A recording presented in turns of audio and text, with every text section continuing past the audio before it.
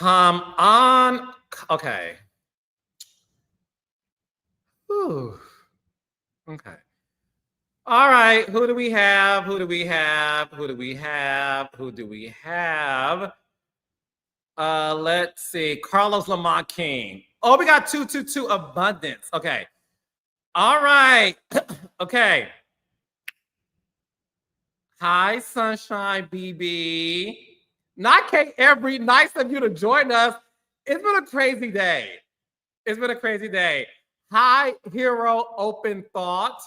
We got Jazz from Brooklyn. Okay, God's Butterfly. Hi, Gorgeous. Hi, Liz C. We got Keisha Johnson from Memphis. Shanae Richards, maybe. Hey, Veronica Edwards. I know you. We got Christy in the city. Blues Friends from Virginia. Ashley Rochelle from the DMV. Jill's Chocolate Boutique. Hi, Gorgeous. All the way from Los Angeles. She's a raindrop. We got the queen of the raindrop, Sheridan Davis, in the building. All right. Antoinette, not to be confused with Dr. Lyles. We'll get into that. We got Anthony Lofty's from Tennessee. Hi, Anthony. Woo! Okay. Chanel Collins, glowing. Am I glowing?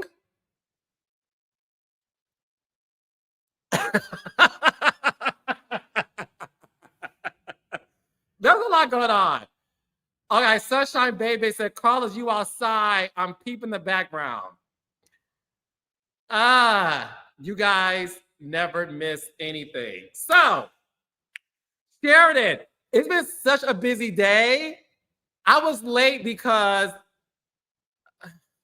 there's a lot going on in my life.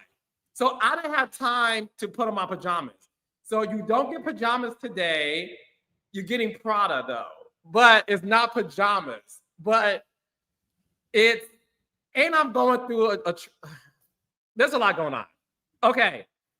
Hi, Veronica, baby. No. Somebody asked me, are these Dr. Wendy's candles? I am screaming. Hold on. Carla, are those Dr. Wendy's candles? Honey, they're 3-wick candles, child. Can you see them? No, but I got this. Look, ain't this gorgeous? Love and marriage candle. Because I had to do an event. Hey, Tisha. So I did an event and the wonderful people over at OWN blessed me and the Scotts with this candles. Okay, so I'm not in my PJs today. A lot has been going on. So let's get right into it.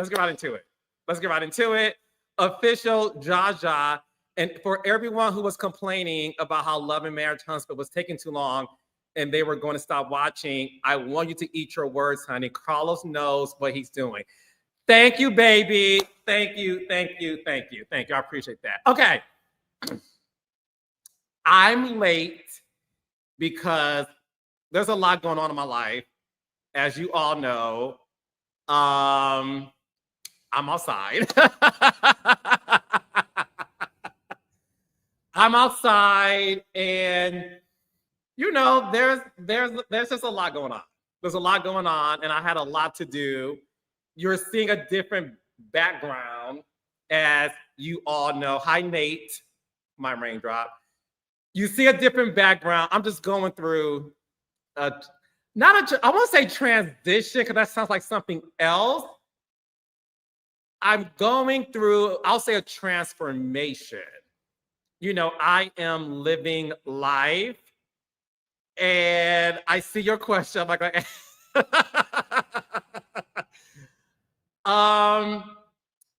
and I am.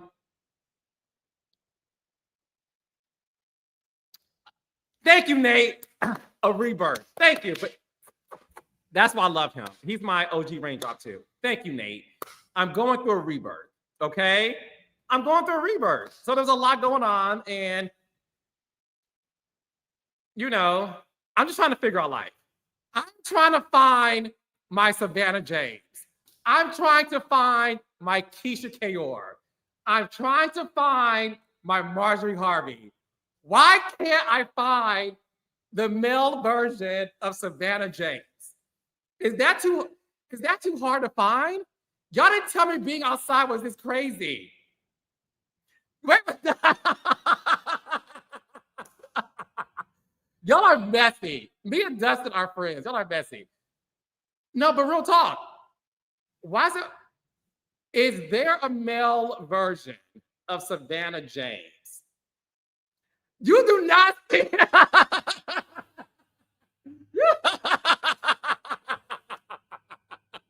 You do not see a man. Y'all, listen. Y'all, this is the problem with y'all. I have spoiled y'all so much. I spoiled y'all so much. Okay. But no, I want to talk to y'all real quick, then we're going to get into the show. Okay. So, by the way, tonight we have Latrice Rogers from Belle Collective. We got Destiny Payton from Love and Marriage Huntsville. We're going to recap Belle Collective and Love and Marriage. And we got the legendary Dustin Ross to recap Potomac. So you have a full show tonight. LC, the male version of Portia. Listen, Portia is my... Okay. But no, I didn't realize it's hard to find the male version of Savannah James.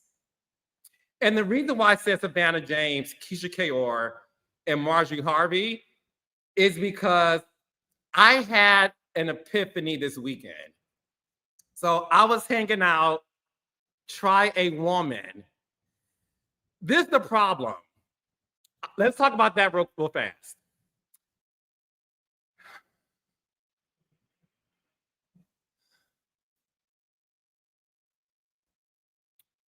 Never say never, right? But okay, let's have a real conversation. I do enjoy being a man. And yes, I'm aware I'm a gay man. I'm aware that the bass in my voice doesn't exist. Okay? I'm aware of that. I get it, and it's all good because I make up for it in other areas. Thank you. So, with that being said, me with a woman, I don't know if that would be my happily ever after. That's the thing. I just don't know. Now, me with a man is a happily ever after, afternoon, midnight, in the middle of the night, in the morning. You know what I'm saying? So that's what it is. Jazz said, Carlos, if you're trying a woman, come here.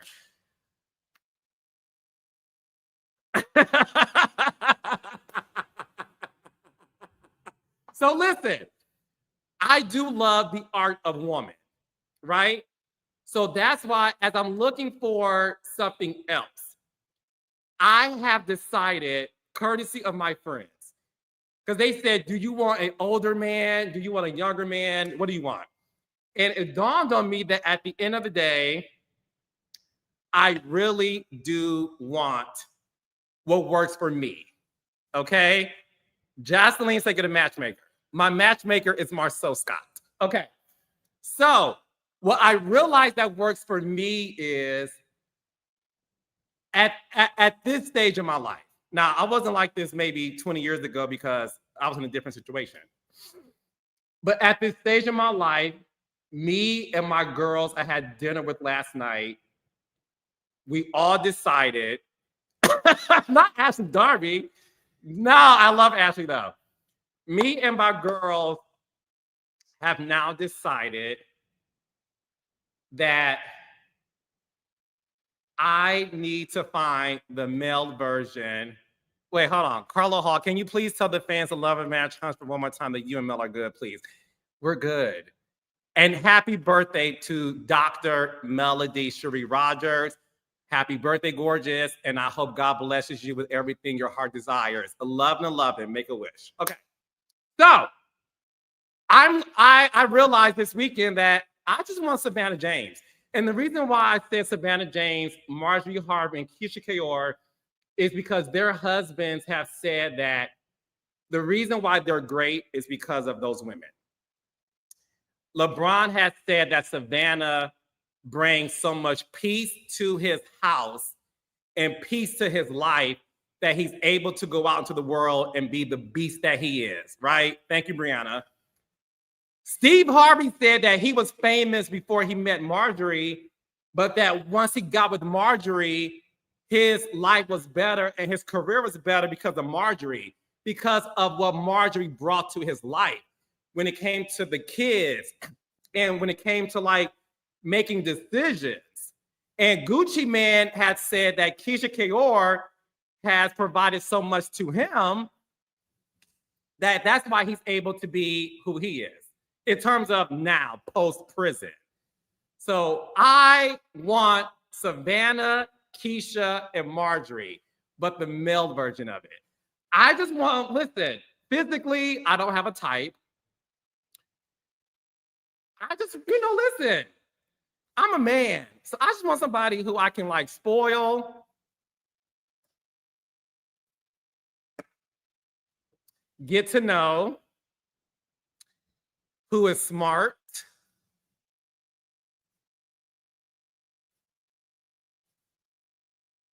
and I can learn something from, and brings me peace. That's it. And I don't think that's too much to ask for. Carlos, you're about to be the male version of Mary Jane. What is that? Who's Mary? What's Mary Jane? Oh, being Mary Jane. I don't know. So that's it. So that's my epiphany. Okay? That's the epiphany that I had. So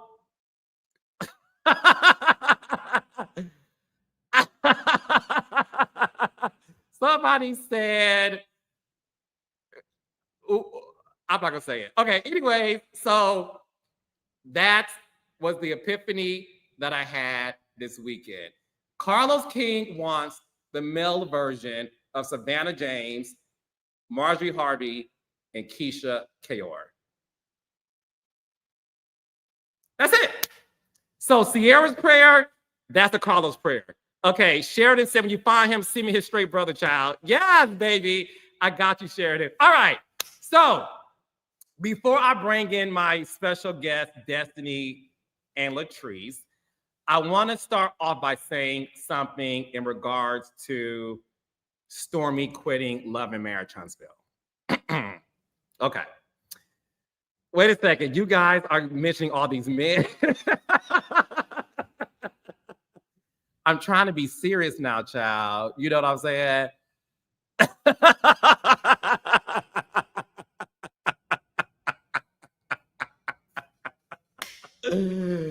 Okay. But no, all jokes aside, before I bring in my guest, I want to address Stormi still quitting Love and Marriage Huntsville. It was a very sad day when Stormi informed myself and the producers that she no longer wanted to continue filming with Love and Marriage Huntsville. And I'm only talking about it because Stormi announced it on her Instagram Saturday, right after the episode aired. I'm still in shock that she quit. I speak to Stormi, and Stormi was on my my Reality with the King special that aired on OWN. We just taped the reunion. I was about to give away something, child. Never mind. Anyway, so look, I want to say this. When I created Love and Marriage Huntsville, I created the show because I felt like what was missing from reality TV at the time was a show where couples were on equal playing field in terms of starring on the show and showcasing Black excellence. And when I say Black excellence, that means different things for different people. For me, when I created the show, I wanted to show power couples in the state of Alabama. And when the show first came on, it became an instant hit. And when I say instant, it's rare for a season 1 show to have an audience build week to week. Love and Marriage Huntsville ratings increased week to week to week. And it shocked the network. It shocked me. It shocked the cast. We knew we had something great, but we were like, this audience is growing. And our lead-in at the time was Iyanla fixed my life. And then one day we beat Iyanla in the ratings. And we was like, wait a second. Nobody beats Iyanla in the ratings. But we did when they had the bachelorette party. Kimmy and Maurice did. And we beat Iyanla in the demo, right? That's when we all were like, this show is big. And the network immediately ordered episodes. And we have had, through God's blessings, the cast and crew working hard, we have been the #1 show on the Oprah Winfrey Network for 4 consecutive years. And that is an accomplishment, right? Courtesy of that, we have built this fan base when it comes to the show. I've worked on big shows before. I mean, a lot of you guys know me from Atlanta Housewives, right? So I know what it's like to come from a big show. As big as the Real Housewives of Atlanta was, I never experienced the amount of hatred from some of the people who watch the show when they watch Love and Marriage Huntsville.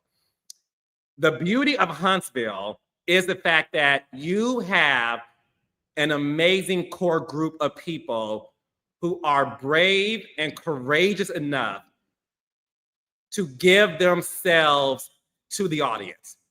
They're not actors. They're not hiding behind a script. Okay? They're not playing a character. Y'all know how we all hate Tariq on Power, and Tariq gets all this shade from the social media audience based on we hate Tariq. But the actor we all know is a great actor who made us fall in love with his character, that we sometimes take it too far by being mean to the character, right? That's what's happening to this show. Except these aren't actors. These are real people. These are real people who have decided to give themselves freely to an audience that they don't know. What they also signed up for is to be heralded and hated, to be praised and pushed aside, right? They understand that. I get negative comments on my page and I'm not on the show. Give y'all my real life, right? But I understand I'm the face of the production. And that as your fingers are tired leaving mean comments under my cast pages, you then decide to go to the creator of the show and say, well, let's also attack him. So I deal with that. And I'm not giving y'all none of my real life, okay? Because you don't get high off your own supply, okay? So I ain't giving y'all none of that. That's the reason why I'm protective of my cast. Tiffany Whitlow left the show because of some mean viewers. She said it out of her own mouth. She said after appearing on the show her first season, her first reunion, she said, I felt like jumping off the bridge, seeing how many people hated me. She said that out of her own mouth, okay? She was able to continue with the show for a couple of seasons and then finally said, I've had enough. And y'all know I go up for Tiffany Whitlow. I love Tiffany. I love everything about that woman. It was sad to see her go. I understood it, and we all made the decision that yes, if you can't bear what's been happening to you outside of the show, right? Then we respect your wishes. That has happened to Stormi Steele. Okay? Losing Stormi Steele from Love and Marriage Huntsville is a great loss to the show because Stormi brought something different that the show needed at the time she was presented. Stormi being on the show took nothing away from the original 6, and it took nothing away from Destiny.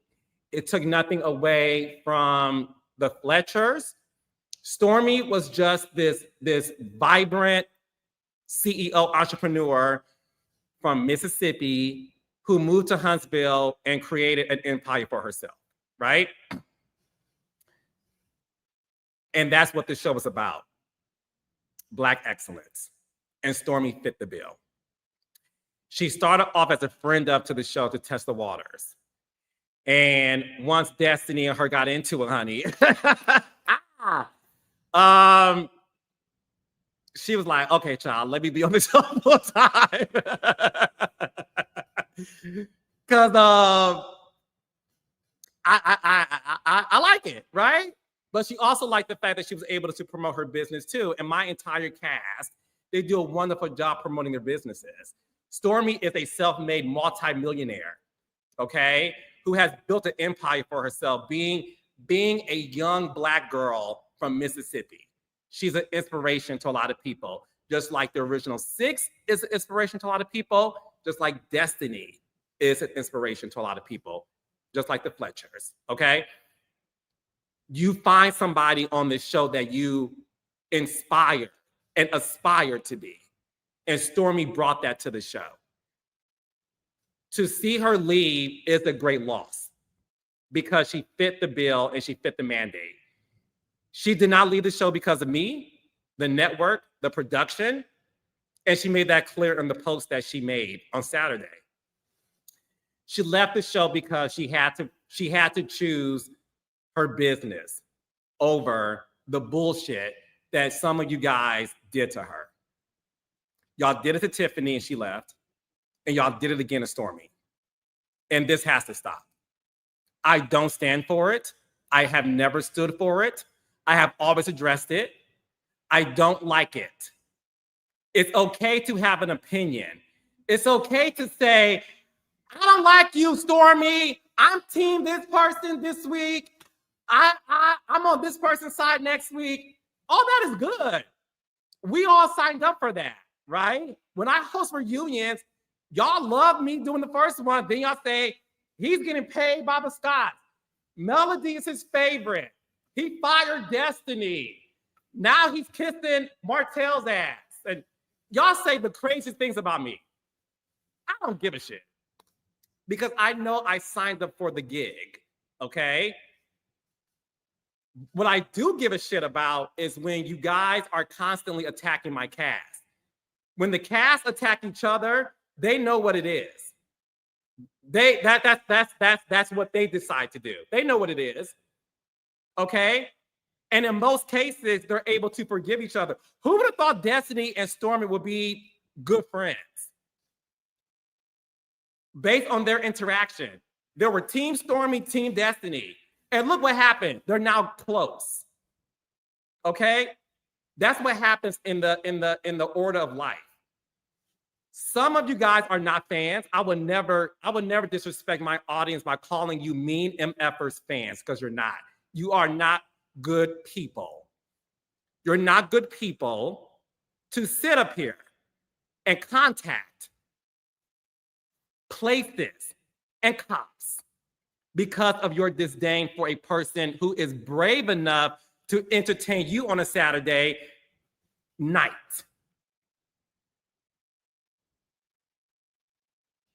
So because you don't like what you're seeing, you want to go the extra mile. And before y'all sit up and say, well, Carlos, you never want to address what other people do, I have a reunion.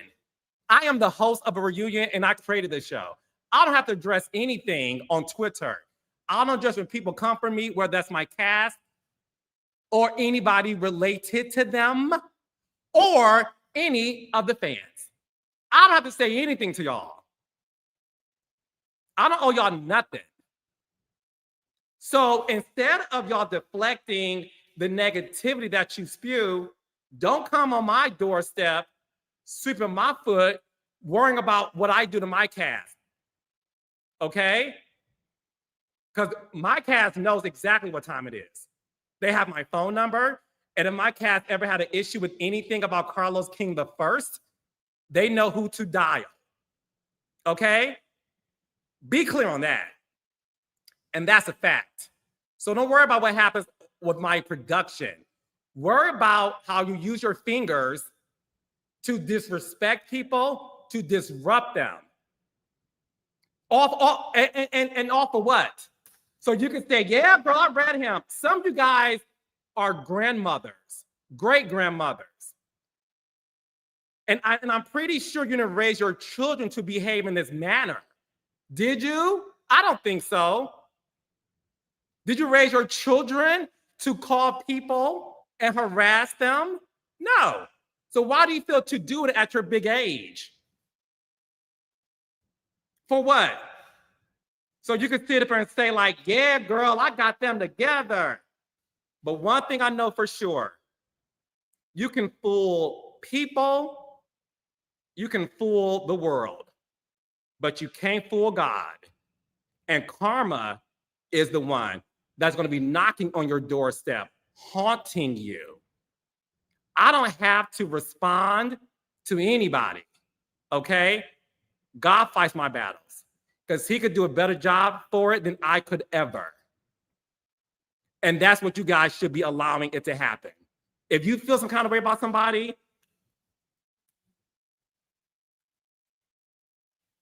cool.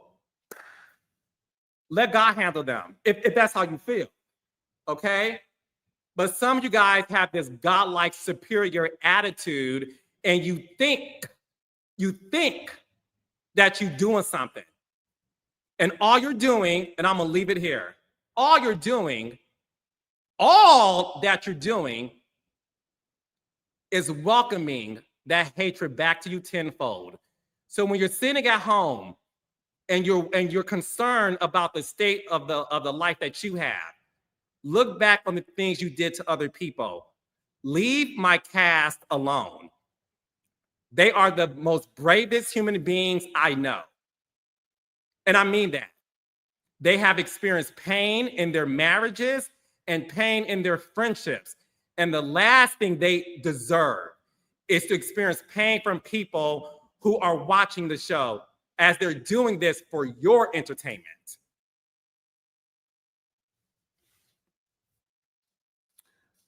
All right, I'm done.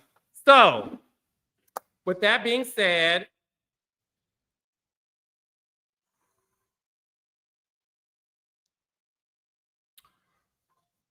let's bring in my two special guests.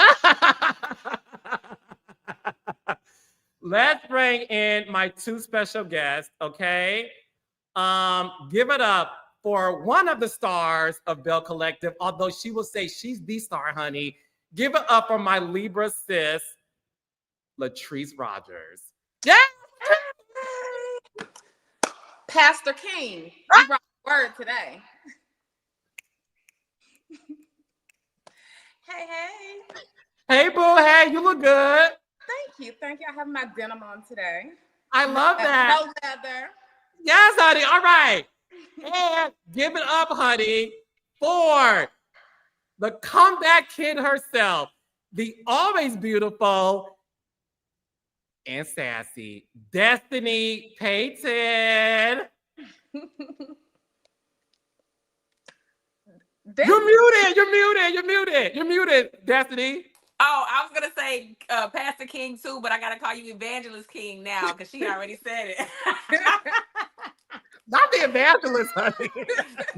That was an intro, baby. I'm over here like, woo. Where's the collection plate? Destiny, child. Where's the collection plate? Took us to church. No, listen. Y'all know how much I love the shows that we're a part of, and y'all know how much I love my cast. And listen, we all have our moments where we get mad at each other and blah blah blah. But one thing that I love is we keep that in the family. Do you know what I'm saying? Like, we ain't calling this person that person and this person and that person. Like, we're not doing any of those things. And it's okay to have a disagreement, but you got to have a very mature one, right? And that to me is what's needed. But enough of that. So welcome to my Monday Night Live. I am so happy to talk to you two. I just did my opening monologue about Stormi still quitting Love and Marriage Huntsville. Now, Latrice, you and Stormi are really good friends. Yes, that's my baby. That's your baby. So talk to me about how you feel about Stormi quitting Love and Marriage Huntsville.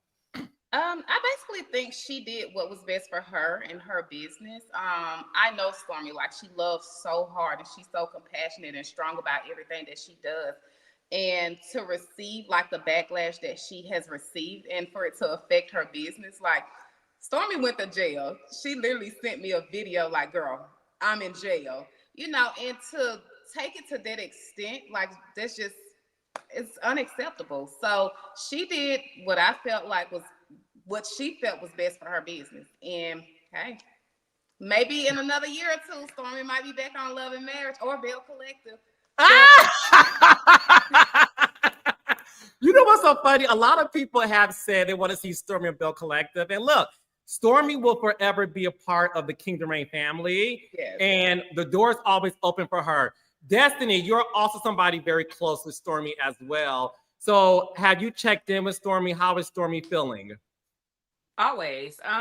She's feeling good. She's leveling up. We just saw her on Samurai Hall. Like she's doing her thing. And I ain't gonna say one more ain't gonna stop no show, but a few of them ain't gonna stop no show. She's gonna keep on going and keep on pushing, keep on inspiring because that's just who she is. Yes. Okay. Let's just get right into it. So, Love and Marriage Huntsville is on fire this season. Latrice, have you been catching up with the show? No. Okay. Listen, have you been keeping up with Belle Collective? A little bit. Listen, me and Latrice, that's my girl. We hang. That's my girl. So I'm like, listen, what's going on? I think Huntsville Destiny had me in these Huntsville streets, honey. I think I made it back to the road probably about 4 a.m. Yeah. What y'all do? Y'all went to Black? No, we did not. Be quiet, Latrice. Okay. Did y'all go to Credit One after hours? Who? You so shady. What? No. Listen, I'm not even gonna play with you, Carlos. He's so messy. I'm just saying, I need to know if y'all went to but you went to Huntsville, you have fun with the girls, Latrice. Yes. I had a really good time. Okay, good. Because Destiny is a good time. Destiny is a really good time. And what people don't know, she's so petite and so little. Like you look on TV and Destiny is itty bitty, okay? I know, but Destiny has big dick energy. So I think the 8 inches that she holds. 9. How fat is it, Destiny? Is it 8 inches? It's 9. Get it together. So Destiny on a scale. So Destiny, is your BDE like this? Well, Carlos, you said you wanted to date women. Once you find out.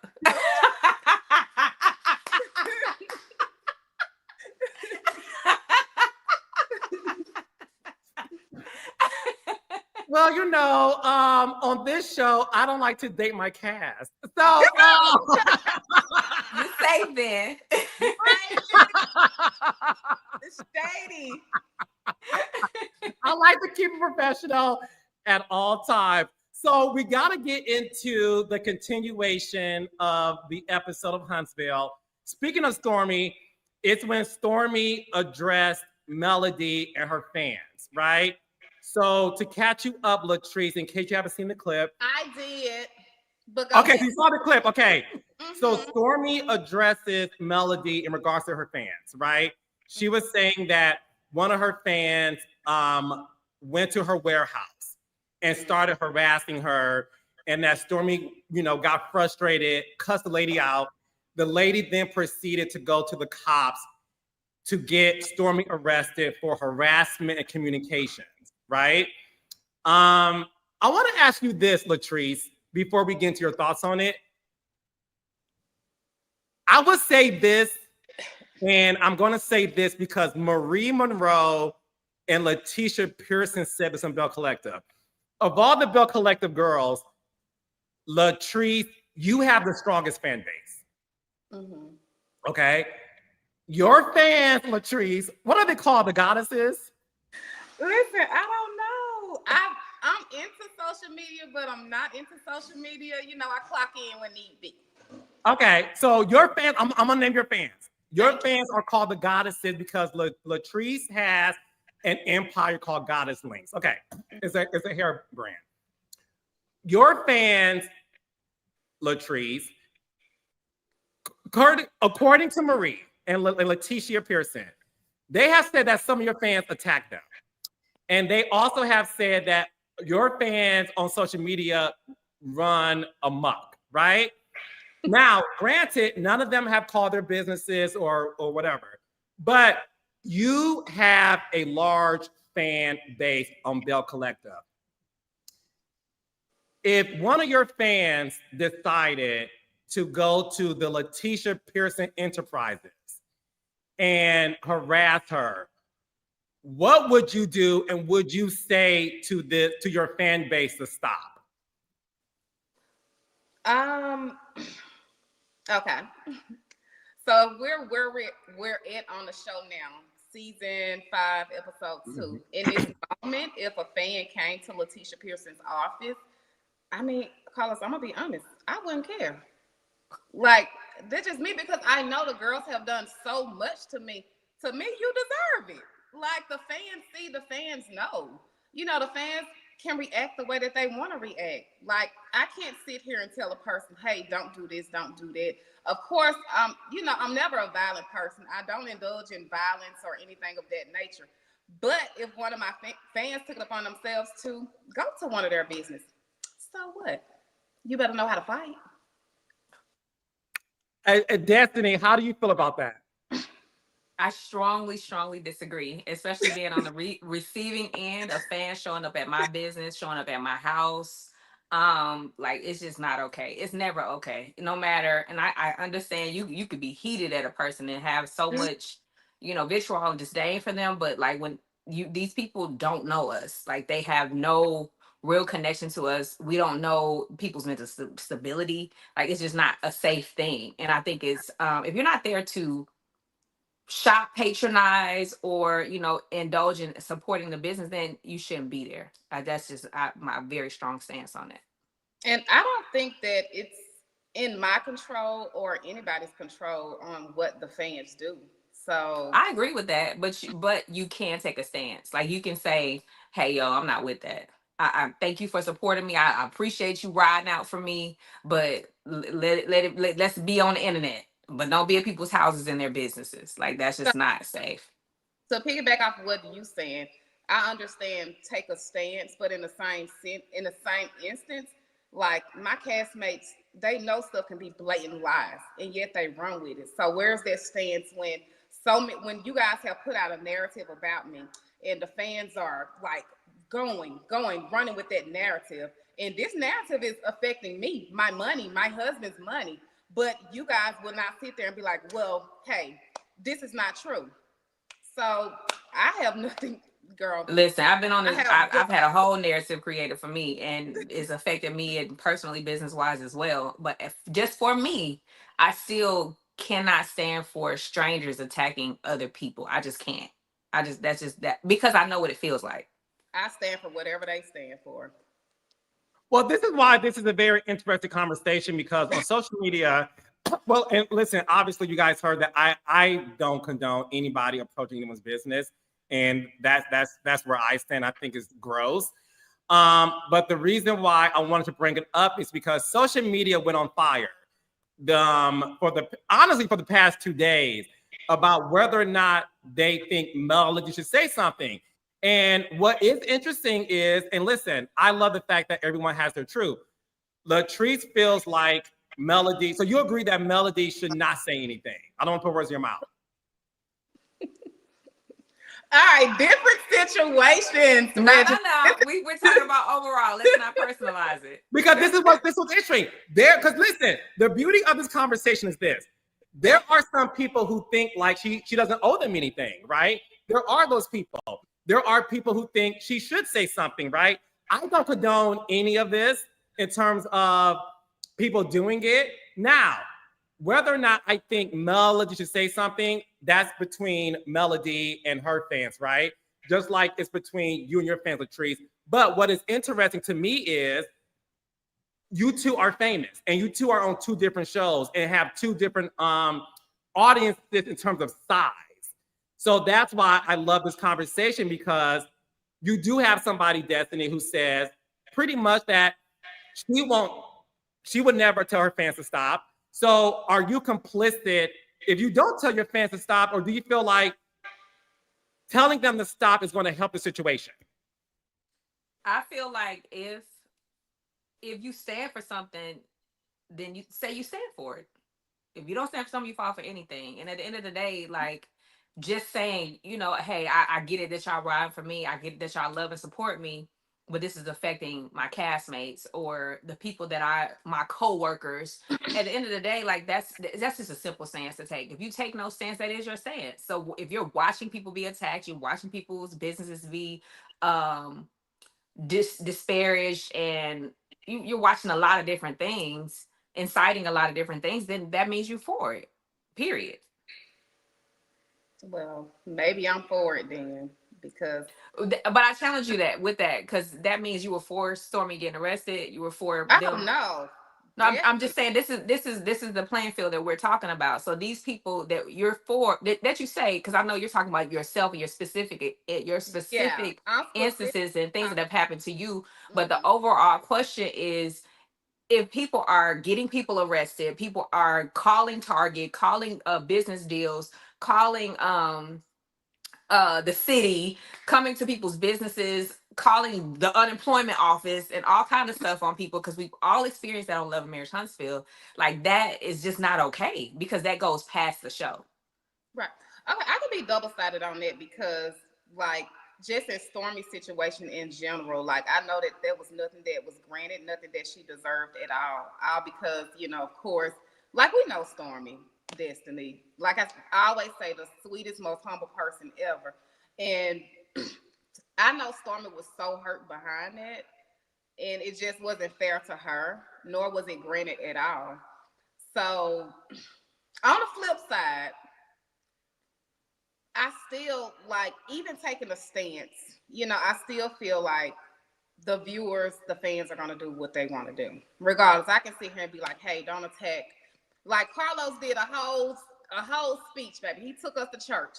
And at the end of the day, they're probably in the comments now with the BS. And that's fine, but the stance has already been made. We had that example of Beyonce, and we're not even, ain't nobody on Beyonce level. Like, hey, she's the highest A-list, but at the end of the day, like she said, y'all be nice. Yeah, be nice. That's a stance. Now, it stopped every last one of her fans from doing what they do? No, but it let them know the person that they value has a stance. Well, I think that's the reason why I'm not for violence, but go ahead. I am for whatever they dish out to me. Well, it's not even dishing it out, because I'm not malicious. I don't do anything to them. But I'm not going to sit here and defend you when you're constantly attacking me, belittling me, lying on me. Like, no, in my case. But I get what you're saying, Destiny. I would never want, you know, like, I hate that even happened to you, because I know you as a person, and, you know, same, like, just all love, genuine positivity around you. So, hate that happened to you, but in my case, it's on another level. Listen, I gotta catch up, because it must be real bad over there, baby. This is why, and I could not have dreamt of a better guest for tonight, because listen, this is like The View. I'm Whoopi Goldberg.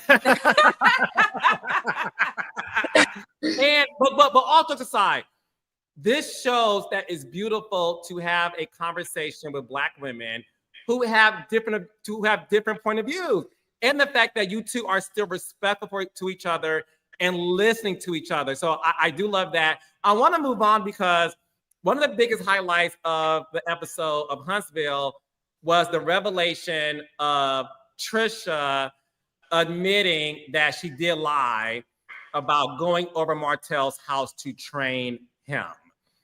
You are friends with Trisha, Destiny, and so is Stormi. You and Stormi, in that moment, to me, as at this point, you know, I was a viewer, I was watching it. You two seem to be disappointed that she didn't tell her girls the truth.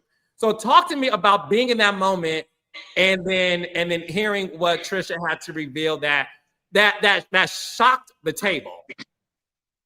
Yeah, I mean, because we had a whole workout session and it was, I mean, I was ping ponging back and forth between her and Stormi. And Stormi was like, well, Martell said you came over. And she's like, well, I didn't. And I'm like, well, why would he say that? And it's just a whole thing. So I'm like, Martell, are you lying? Like, what is going on? And to get to St. Thomas and sit at that table and hear her say, well, yeah, I did lie. And I'm like, oh, Lord, Jesus. What? What? Say what now? Say what? It's I understood her thought process when she said I didn't want to lead into it because I didn't want it to be bigger than what it was. But I told her myself, I said, doing that made it bigger than what it was. And so yeah, I was just like, yeah, girl, no, don't ever, ever like think that withholding information or bending the truth is going to help the situation. Is going to always make it worse. The fans really do believe that Trisha and Martell had something going on. Latrice, I'm not sure you caught up to that. Okay. So Destiny, I want you to ask her. Latrice, What? Latrice, you are aware of who Martell Holt is, correct? Yes. I mean, do you know Trish? Yes. Go ahead. I party with Trish and everything. Okay, good. So I want to ask you first, courtesy of Destiny, do you believe that Trisha and Martell has something going on, or do you believe her when she says they never did? I mean, if the girl said that she didn't have anything going on with that man, then I'm going to lean towards what she said. Like, I can't sit here and speculate because I wasn't there. You wasn't there. We weren't there. If Martell says no, if she says no, then that's what it is. Ditto. Ditto. Destiny, that's just like, I don't want any smoke. Destiny, what is your opinion? I feel like this, and I've said this 100 times. Like, Martell can't hold water, so I feel like at this point he would have said it. Said what? Whatever happened, Carlos. So you don't believe anything happened? A kiss, a hug, like nothing? But why does it have to happen? Was doing it in private, but if they say ain't nothing happened, ain't nothing happened. You wasn't there. I wasn't there. You can't be giving this girl extra bodies. That's not great. I'm saying, let her keep her count where she wanted to be at. Maybe it didn't count. No, I'm just playing. We serious about this body count now. You give me an extra body count, baby. It's a whole nother situation. Well, we don't need any extra body count, Sean, because you two have well, Latrice is married, and Destiny, you're single, so are you using that big D energy on some new men? I have actually been abstinent. For how long? Mind your business, but I have been.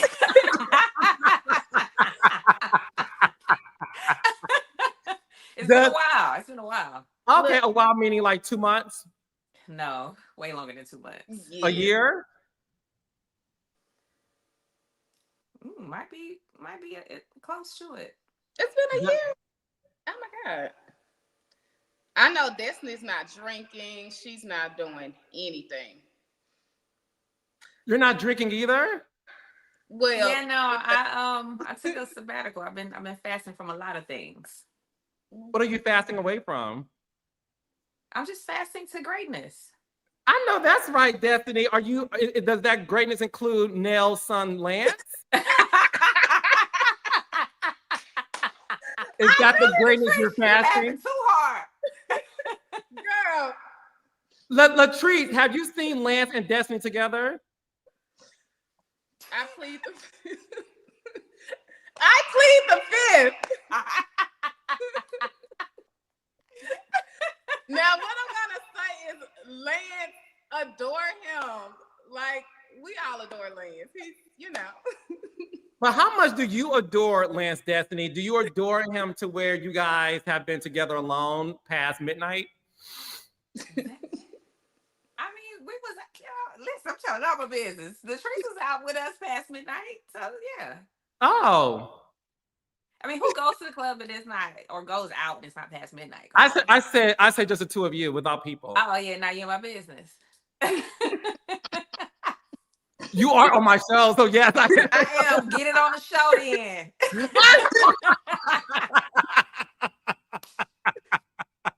Okay, so look, one of the things that was also a big topic of conversation, Destiny, and I want you to be able to really address how you feel. So what we did see in this past episode is you and Melody hugged each other.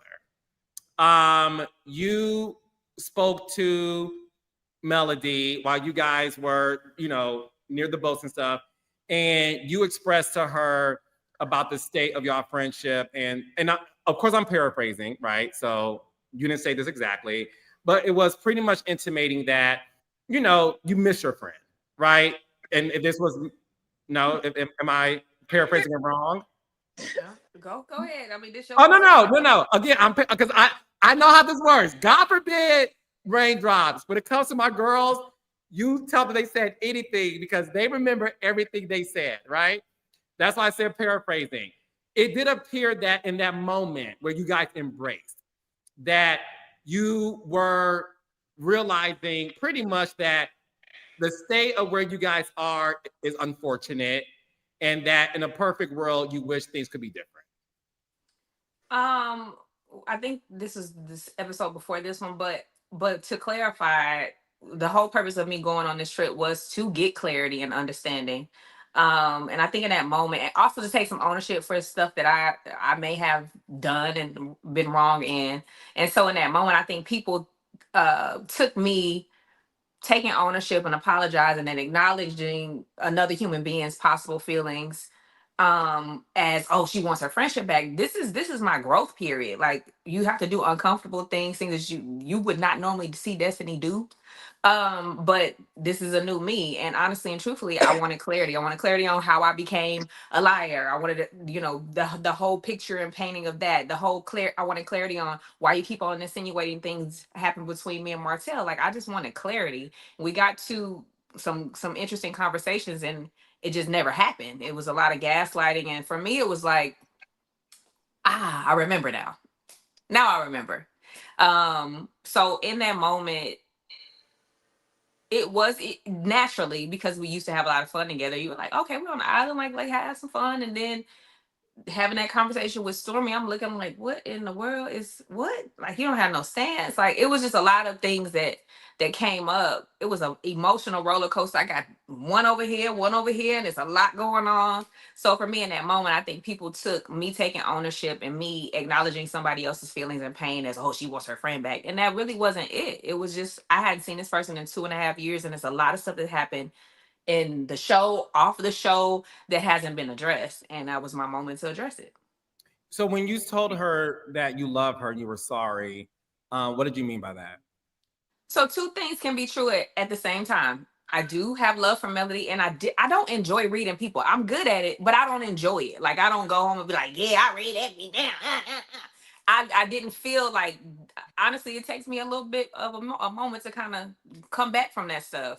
So in that moment, I'm like, man, I'm sorry that I had to do that. Like, I really didn't want to go there, but I'm not. The only way that I can clear up myself is to tell the truth. And you're gonna have to sit in your truth. And in that moment, when I saw her, I was like, dang, I do have love for her. And I was apologetic for that moment, that it had to go to that level. But at the same time, I also understand where I am in that relationship, and that friendship will never be the same. And it just is what it is.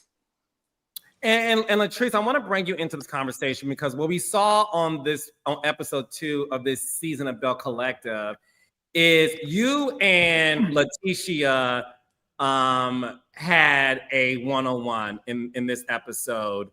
First of all, before we get into it, Latrice, that outfit was everything. That denim look with the boots. Baby, Versace. Now, did you rent that outfit for the scene, or is it? It's still in my closet. Oh, it is? Okay. Just want to make sure. The shade. Okay. No, listen. I think it's, Latrice, Latrice has a multi-million-dollar company. and she's always dressed to the nines. And I wanted the world to know that, unlike some of the girls on some other shows, honey, Latrice said the clothes I wear also hang in my closet. So, so shady. So look, you and Letitia had this big sister, little sister relationship, and you had a one-on-one with her, and it did appear that you missed this friendship. And obviously we saw Letitia cry, and she was very open and honest about missing you, right? So what is it that you have to say in terms of why was it important for you to sit down with Letitia and hear her out? Let me get the PG. No. I don't know, honey. This is Monday Night Live, honey. We tell the truth, child. Go ahead, baby. Because I was on Carlos King's payroll. No. Listen, it's a lot. I don't want to get fined this season for me. I don't want to get fined. Why would you have that? Because I don't want to get fined. Why'd you go on the girl trip? Because I don't want to get fined. No, but in all seriousness, you know, I'm a Libra, so I'm always willing to forgive, you know, especially when a person comes to me and if I feel like they're super genuine. And I know Tisha, like, at core, she is really, she's naturally a pleasant person and she means well. Now, sometimes it can get, you know, mixed up when she goes the other way and it comes off, you know, it comes off differently. And, you know, she may do things that, I don't know. She may not, that she may regret in the long run. Like, you know, of course, hence us getting into it, et cetera, et cetera. But just wanting to have an open mind and just hear her out, I guess. I was all over the place with that one, but yeah, whatever. Well, the thing is this. How it is with these situations with friends. And it's like an emotional roller coaster. People don't understand how much you have to. It's a lot. It's a lot. Yeah, it is definitely a lot. Definitely. Why is it though that when it comes to the friendships, because we saw the organic and genuine friendship that you two had, why is it hard to go back to a place to where you guys once were before? And this is a real question, right? And I want a real answer. Does the audience sort of, you know, play into your forgiveness?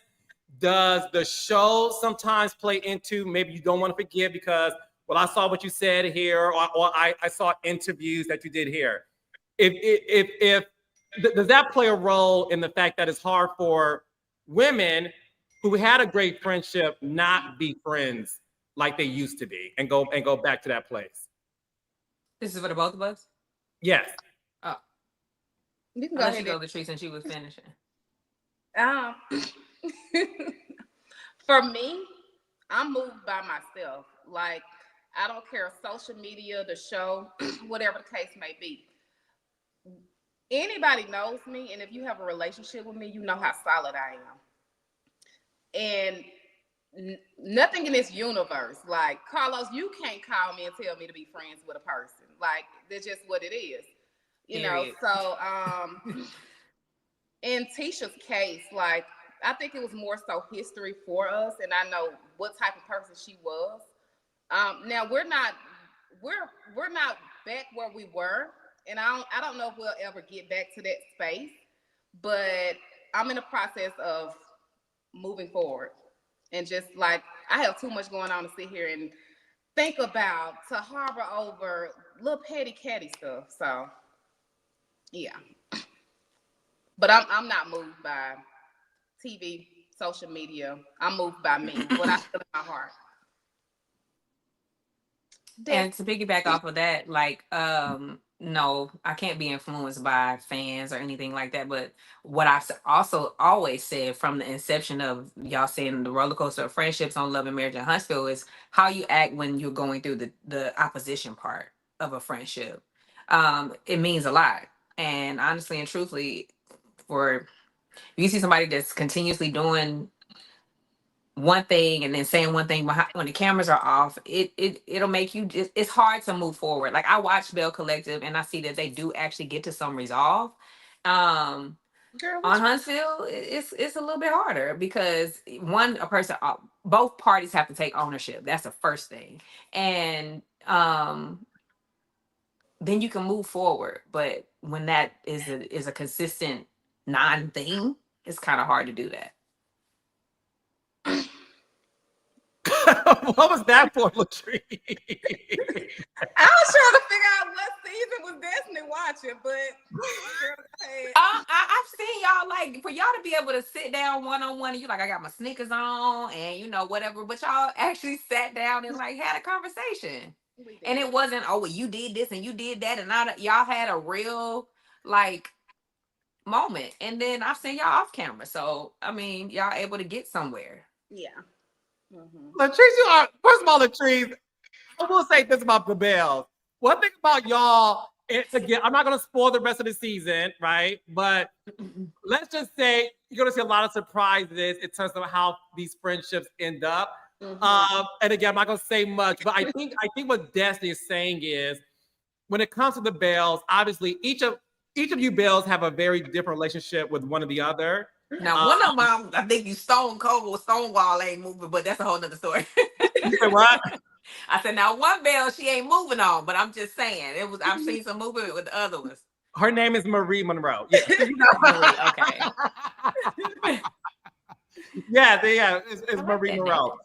So, one of the things about moving on, and I wanna address this, Destiny, before we move on to Belle Collective. In this episode, you guys were on the boat, and Miss Nell asked Sunny whether or not she was having kids. And you mentioned how it was not, again, I'll put words in your mouth, but obviously that was something that you had a hard time hearing Nell ask. Can you explain to the audience why in that moment you felt that way? It's interesting because they're watching something that happened almost 9 months ago, but when it happened, it was fresh. It was a fresh moment, a fresh situation. So I'm a human being. Like, you think I'm not gonna feel something when I had this same person trying to have children with me, and you know that relationship was doing what it was doing at the moment. But I mean, prior to that marriage or whatever that is. So of course, I'm a human being. I felt a way about it, and like, why are we even having this conversation? First of all, why is she here? I was that question. That's my first damn question, Carlos. Yeah, and listen, I got a ball to pick with you. Just a little bit. Yeah, just a little bit, because you know. Oh my God! Here we go. Let me hear this one. You had a lovely interview with one of my favorite journalists, Richie Sky. I love Richie Sky. Yeah, I love Richie too. Yeah. And you said, and I appreciate the way that you shared this. You were like, kudos to Destiny for coming back and standing in her truth. But we would call that comeback a little different, because I was like, hell no. Oh no. Okay. Listen.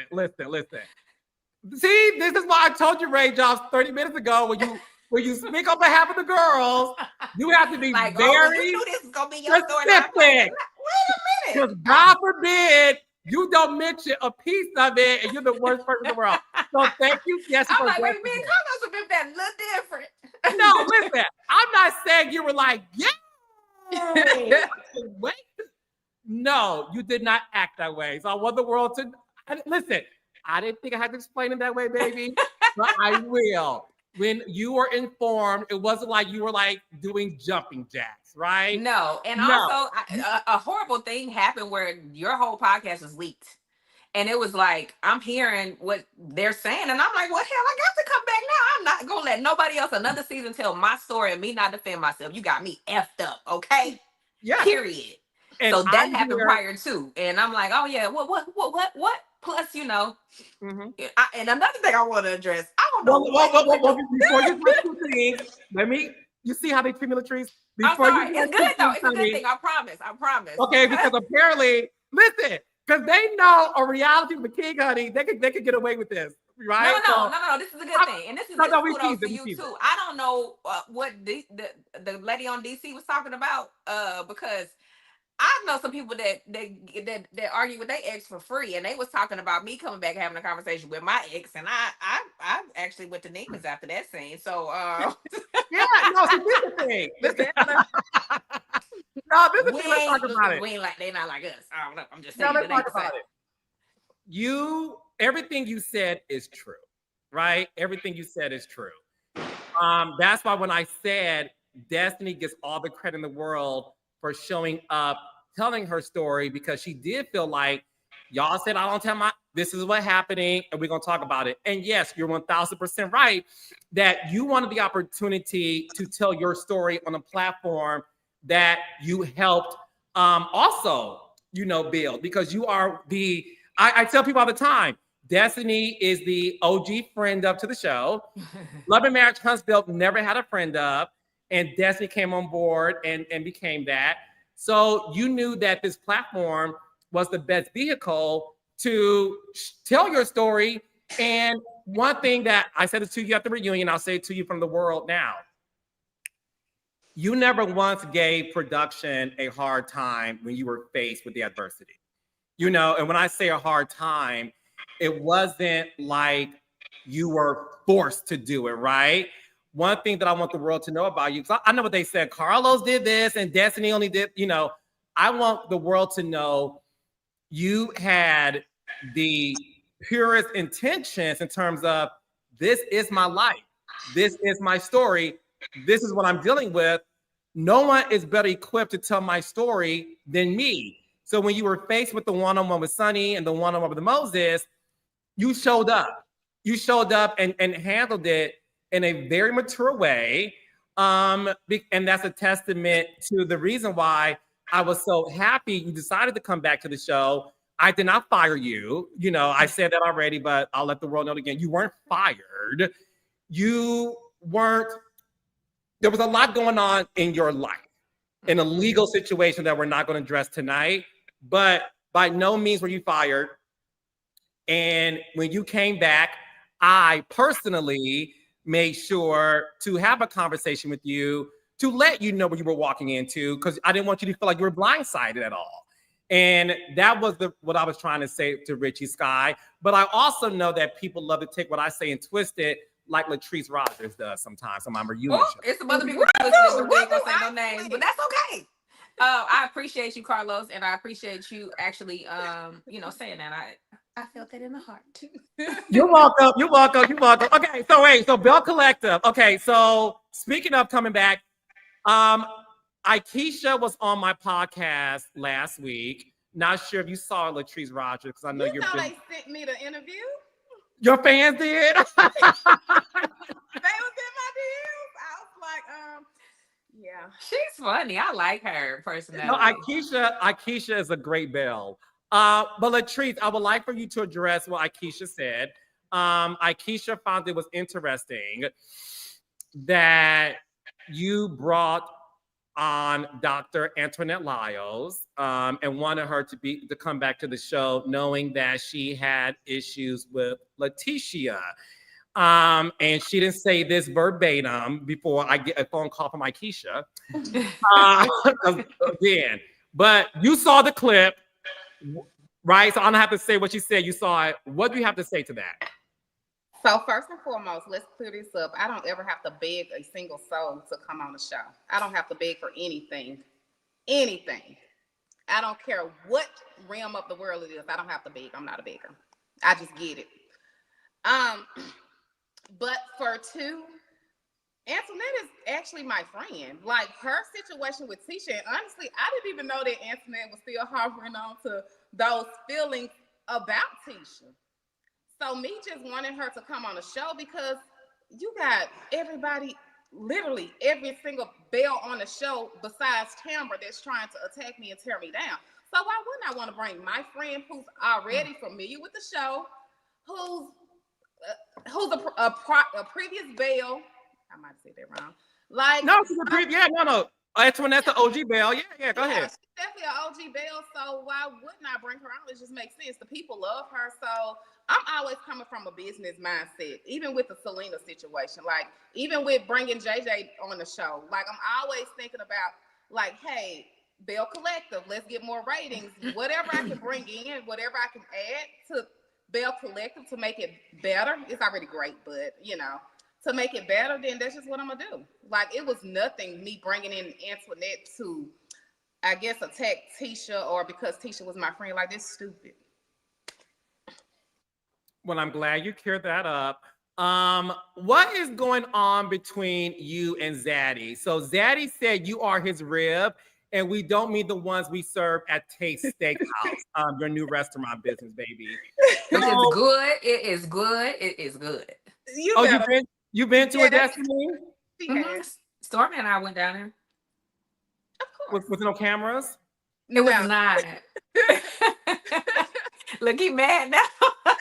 We do a lot of things off camera, okay? Okay, so wait. So we got the raindrops. Latrice fan base is the goddesses. Destiny, your fan base is called what? It's some Destiny Diamonds, the Destinators. It's some names. I like the Destinators. We'll stick with that. But I need a name for the people on my show, right?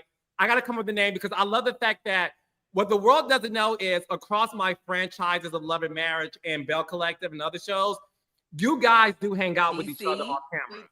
We do. Yeah, DC, Sherelle, one that we shall not name. And wait a minute, y'all gotta let me in on that one. But wait, is there somebody? Hold on, Trees. Is there somebody on my other shows that you don't get along with? I get along with everybody, Carlos.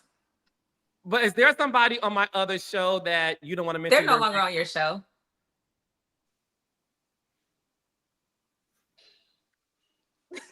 Are they a part of the Love and Marriage franchise? They're part of the Kingdom Reign. Hi, Siri. Remind me to call Destiny after I take this podcast.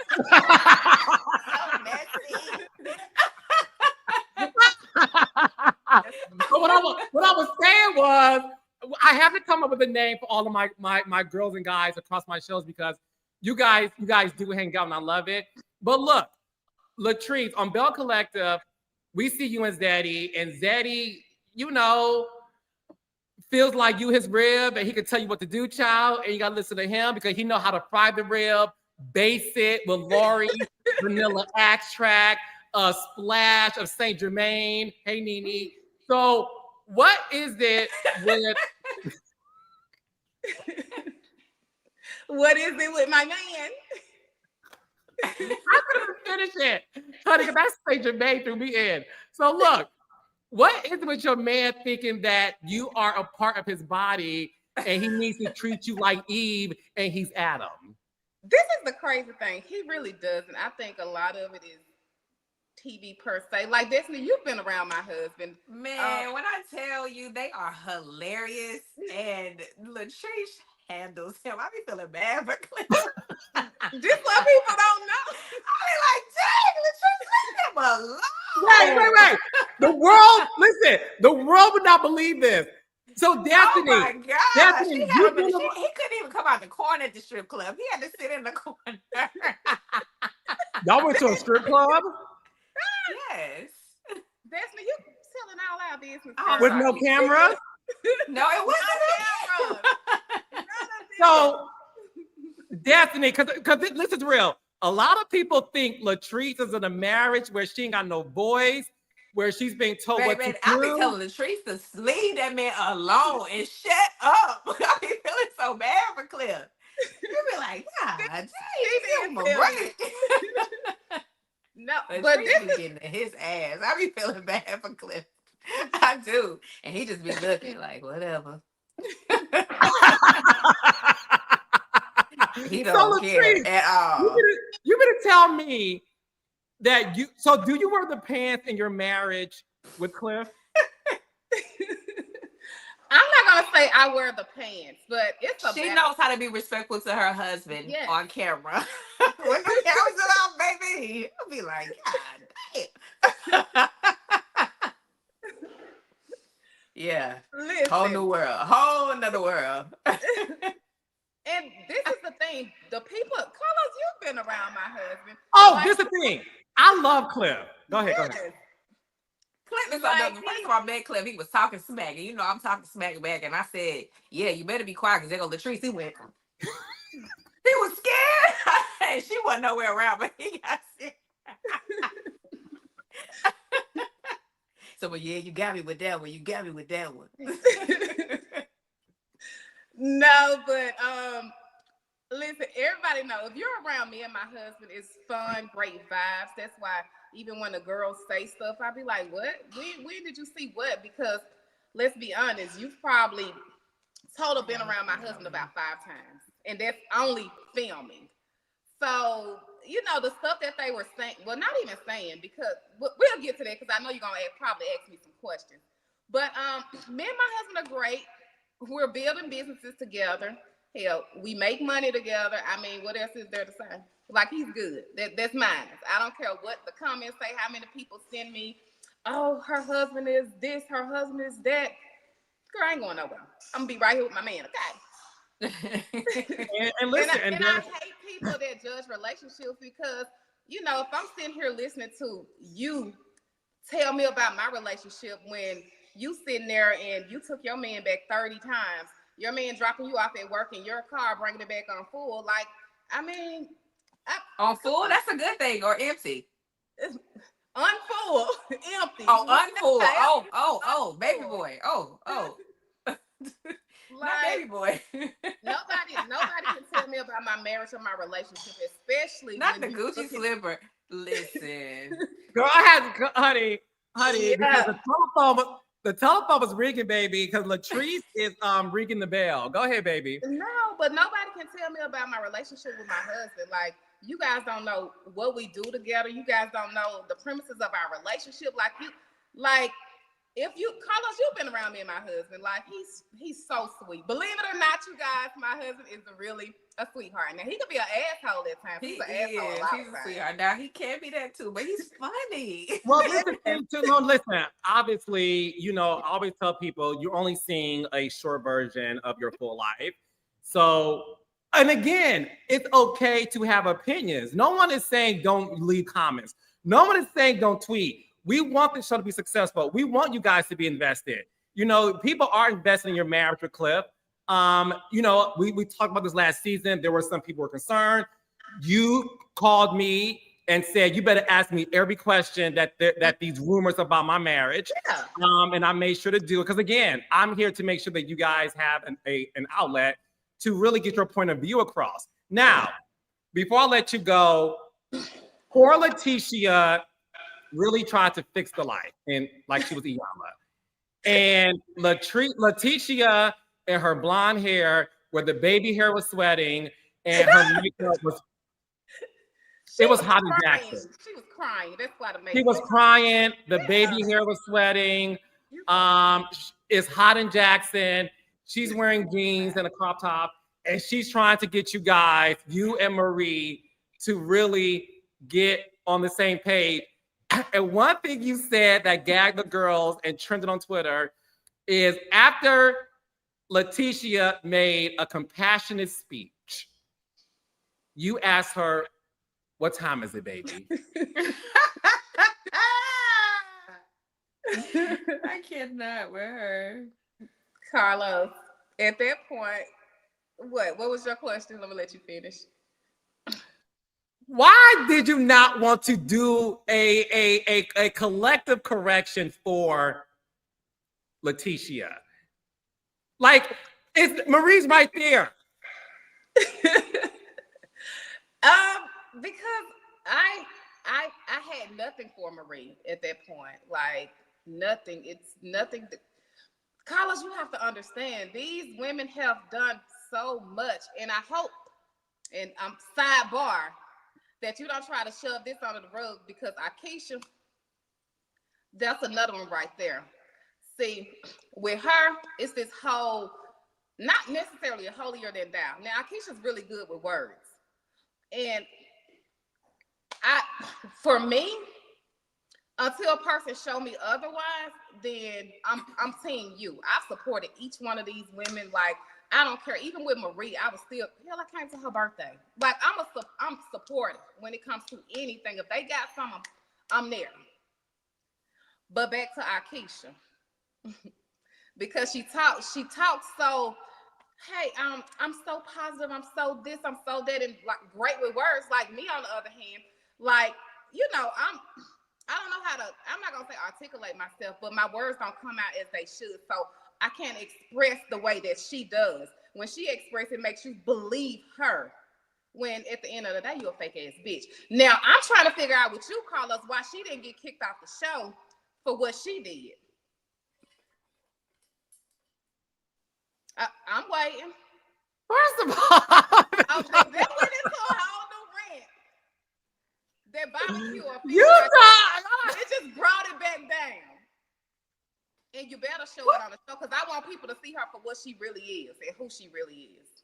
Well, first of all, we have 6 more episodes. I don't get What just happened? So look, you know what's up, Carlos. You know. We have multiple episodes left of Belle Collective. And look, the comments are going crazy because I thought y'all was building on what's the place that y'all working on? Ferris Street. Fair Street looks the exact same since season 1. So maybe they'll get it together next season. I don't know. Or 3 seasons from now, maybe. 10. Whoa. Latrice, I am calling you. So the thing is this: if you missed an episode of Belle Collective, you missed a lot. A lot has happened. I'll say this. The season finale of Belle Collective is the wildest, craziest season finale in the history of Kingdom Reign. Kingdom Reign? Oh, their finale trumps anything Huntsville did. Finale. Yikes. You know, the biggest thing, the most crazy thing happened on Huntsville to me is Madani. Yeah, they like to show their ass in Madani. Right? They love to show their ass in Madani. You can't speak to me. You can't speak to me. With the door. It was a lot going on that day, man. I'll say this. What happens for the finale of Belle Collective makes Madani look like Madonna. Okay, and I'll leave it at that. Like a virgin. Like a virgin. Respectfully, Carlos, I don't need it to be watered down. I need people to see. First of all, don't play the big girl. We show everything. And don't act like you didn't talk about for you yet. Don't do it, boo. Don't do it. So look. Raindrops. The girls love, this is the thing. The girls love to get me on the spot. They all love to do it. And then, good thing is, I know they mean well. So look, I will have to say this. This was another amazing collaboration. I had no idea, and this is true tea. I had no idea the two of you like hung out. So this was a great surprise. It was a great surprise. And I know one more thing. If you two ever do anything as a group and Carlos King does not know about it, where he could send a camera. Listen, we do a lot of stuff. You missed a lot of stuff, Carlos. Yeah, we definitely do. We just came back from Miami together. They came down here for the grand opening. Then Miami came to Huntsville. Like, you missed a lot. That one back. We need to run Miami back, but stop it. Because now y'all making me mad. But anyway, I love you, Destiny Payton. I love you, Latrice Rogers. And I thank you two so much for being an excellent part of not only the Kingdom Reign family, but in my life. And I love you two so much. And I know you two know that. Okay? So thank you, Raindrop. Say thank you to Latrice and Destiny. And don't forget, okay? Thank you, Tracy Bergman. Great duo and show tonight, Carlos. No, they were great. Love and Marriage Huntsville every Saturday, 8 o'clock, 7 Central on OWN. Belle Collective every Friday night, 8 o'clock, 7 Central on. One more thing before I let you go. Can I one more thing? Destiny. Yes. Destiny. One word to describe the Love and Marriage Huntsville reunion.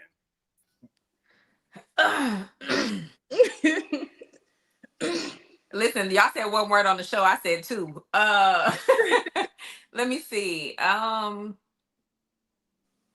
word. Jesus, because we needed it throughout the whole reunion. Jesus. And y'all come to Mental Mondays right after this on my YouTube. Okay, yes. Go to Mental Monday. All right. I love you. Love you, Latrice. Love you, Destiny. I'll see y'all soon. Bye. Bye. Oh, my Lord. All right, y'all. What a show. However, we have to bring in my Detroit brother. The Lions won the football game. So it's a celebration today. He is the resident Love and Marriage Kingdom Reign correspondent. He's also my friend. And he wants me to go outside in New York City, but he knows that I'm scared. Well, we'll talk about that before we get into Potomac. Give it up for the one, the only Dustin Ross. What's happening, Los? What's happening, Los? Let's get it. You look great, Dustin. Thank you so much, friend. You look good too. I see that Prada dripping all over you. I see it. I see it. I see how you move. And you know, Carlos, it's been a level up. It's been a glow up that's taking place. You know, the Kingdom Reign name rings bells everywhere it goes. And so I like watching you literally globe trot, okay, right in front of my face and live your life. And you damn right, I want you to come outside in New York City. What you waiting on? Okay, well, two things, Dustin. Number one, thank you for that. I appreciate it. And this was so funny. This was so funny. Our other Michigander, Kenya Moore, right? Okay. Kenya Moore called me on Friday. First of all, Kenya Moore is doing great, and her children's book with Brooklyn sold out on Amazon. So cute. Pick up Kenya Moore's children's book. But Dustin, she called me on Friday. Now, when Kenya calls me, it's for like I gotta sit and talk to her for like an hour, right? Yeah. So I'm like, oh my God, is everything okay? What's going on, baby? And she's like, bitch, you look good. You do, Carlos. She said, what is happening in your life? You look amazing. But here she go. I scrolled through your Instagram and I saw you. I thought it was a straight man. And I said, Kenya, leave me alone. Leave me alone. Well, you ain't helping. I heard you popping your shit the other day telling people I forgot who you were talking to, but you were saying how, you know, you might just dip your toe in the lady pond too. So you're not helping things, Carlos, exactly by saying stuff like that. You know what I mean? But okay, you look good. Shit. That's what matters. You do too, Dustin. You do too. And yes, Doc Kelly, Dustin's place is amazing. If there were ever instead of Girl 6, if there was ever a spinoff called Boy 6, where it was a sex phone operator, Dustin will be amazing at that. Listen, that could be my 8th stream of income. So let's do it. You know what I'm saying? I'm gonna answer that call. Let's figure it out. Yeah, Carlos. But listen, I think that you definitely need to take an excursion up north. You need to come hang out with me in New York City. Okay, we're gonna have a night that'll turn into a morning. I'll take you out, have you all over the city, and show you a good time. You need to do it. We've done it before, so you need to do it. You need to come back, and we need to hang out again in New York. You know that. I don't know why you acting scary, Carlos. This is the time.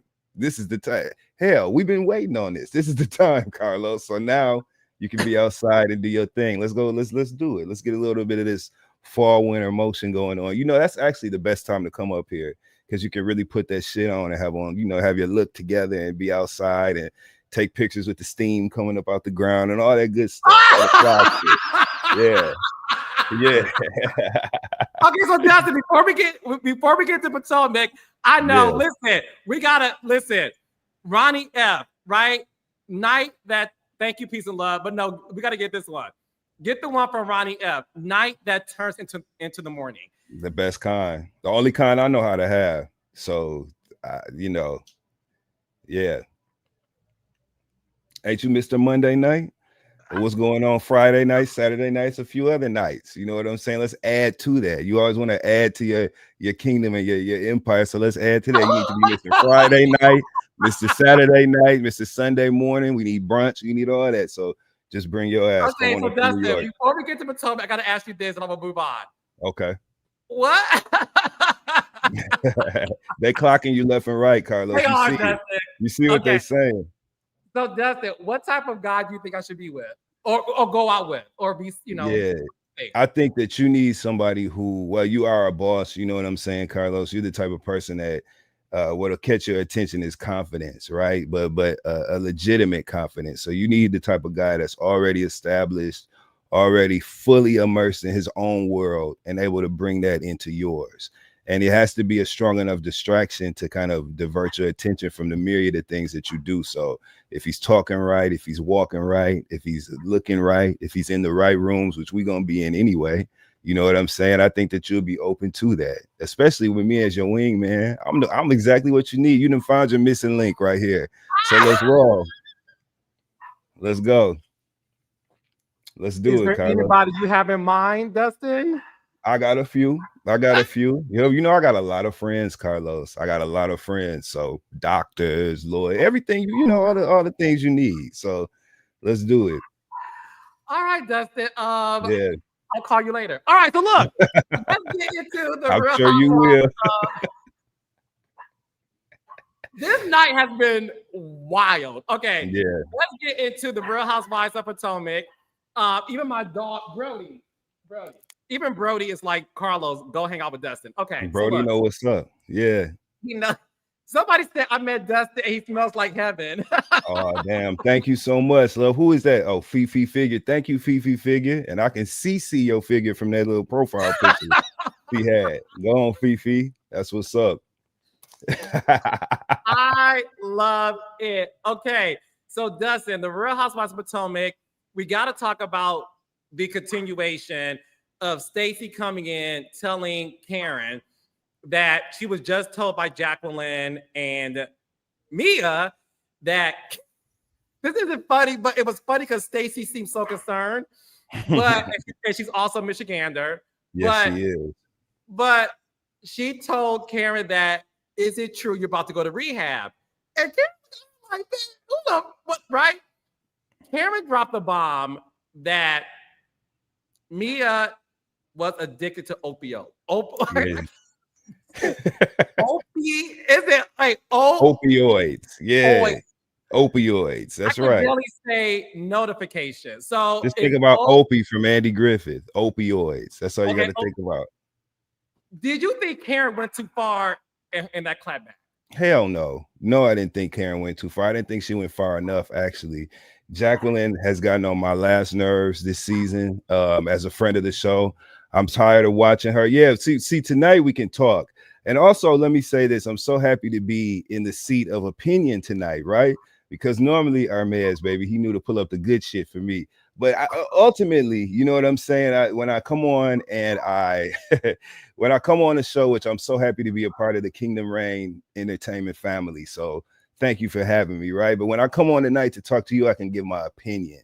When I'm interviewing the talent, my job is to get the story and make the talent feel safe enough to be comfortable and share, you know, their perspectives. But tonight, I get to share mine, so I'm with this. And yes, Jacqueline has gotten on my motherfucking nerves all season long. I don't understand this feigned arrogance and this haughty attitude that she has. What makes her think that she can say, oh yeah, now I'm here to stay, as you can see when she hijacked that birthday toast that they were having for Wendy. I thought that she cracked under pressure as soon as Karen threw that Mayweather jab at her about her children's father's charges, right? Jacqueline folded, all that kind. She thought she was hot shit. She was sitting at that table and having an opinion and perking up, and she had that Coretta Scott King hair. You know what I'm saying? And she was perking up, handling her. She thought she was handling her business until the OG Karen, you know what I'm saying? She knew how to handle it. Karen taught Jacqueline, as soon as you're ready to come back, we're gonna continue, because you know what it is. You've seen it too. That bouffant with the pump up in the front and then the waves to the back. It looked just like them pictures you've seen. You have not said Coretta Scott. You have. I wish she would be as peaceable as Coretta was, though, because Jacqueline has come into this season with an obvious angle toward chaos and anarchy, and she's just trying to. She's firing off one after the other. You know what I'm saying? Of just bombs that really don't go anywhere. Karen embarrassed her at the table. Mia is another person this season too, right? I was so excited for this season from Mia after last year in the finale, and we got that really revealing inside look to Mia's home life, right? But as she's come onto the screen this season, being extremely unlikable, bringing up shit that nobody cares about. I did not appreciate her bringing up Kiana's scar on her forehead. I thought that was mean and nasty, and an example of her not knowing what to do, so choosing to go low. This season we've been riding high. Ain't nobody been insulting and verbally assaulting each other. And here she go talking about stitches. Somebody that don't even know who their kids belong to. You talking about stitches. So if we're going low, you know what I'm saying? That can go two different ways. And I've just seen that. And honestly, I would rather see that sort of thing from someone who's been there from season one, somebody who we know and understand a little bit more, right? I don't like what I'm seeing from Mia and Jacqueline this season. So to answer your original question, no, I don't think Karen went far enough. I was so happy to see. Well, it's okay. It's okay. Because you went far enough for her. I don't. And you tell me she hasn't. Listen, I'm sure that I am not on an island right now. I'm sure I'm not on an island right now. There were several things. The whole alluding to like lesbian experiences between Mia and Jacqueline, I'm over it. Nobody cares if y'all screwed. And in fact, if you would be honest about that, if that is what they did, it would explain so much more about the addiction to chaos and toxic experiences that we see between Mia and Jacqueline. They're a unified front this season. That's because Jacqueline wanted to be on the show. She told on herself when they were at Wendy's birthday party, saying that, you know, I'm here to stay. So it was important to her to be a part of this cast, as it would anybody. It's a hell of an opportunity. It's a great opportunity. But tonight, I don't think we're going to mince words about the fact that Jacqueline has added nothing but negativity to this season thus far. That's how I feel, man.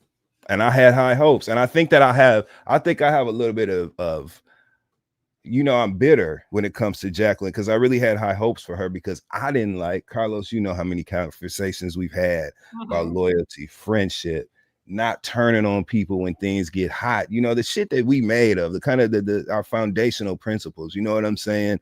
Jacqueline did that and Mia did that to her, and I didn't like that. So I wanted a redemption arc for Jacqueline, but she has just consistently anchored herself to the wrong side of every damn situation she's been in on the show. That's why Karen embarrassed her and we all laughed. So well, I know that my DMs are going to be filled tomorrow. Yeah, you can add me to the group. Let's make it a group hug. Okay. Add me to the group. Oh, really? Like when Destiny DM'd you? Well, I didn't read her DM because I wasn't. That's another thing. Like if you and I just like the way we're talking today, right? This is a conversation between you and I for me to share my opinion on the show. It's by no means an invitation for a subject that we discussed to now engage. They're not on the screen with you and I. This is me and you talking, so it's not an opportunity to have a back and forth or a tete-a-tete. We're not doing that. You know what I'm saying? We're just offering opinion on this show, which is great overall. I'm enjoying this season. On a positive note, I'm really enjoying this season. I'm having a great time getting to know the new cast members who I love. I love Jazzy. Where have you been? All of our RHOP lives. Where has Jazzy been? Articulate, witty, quick-witted, quick on her feet, knows herself, sure of herself, credentialed, got a man that's in the NFL, can play with the big dogs, can keep up with those ladies, has all of the bells and whistles that we need. That, my friends, is a housewife.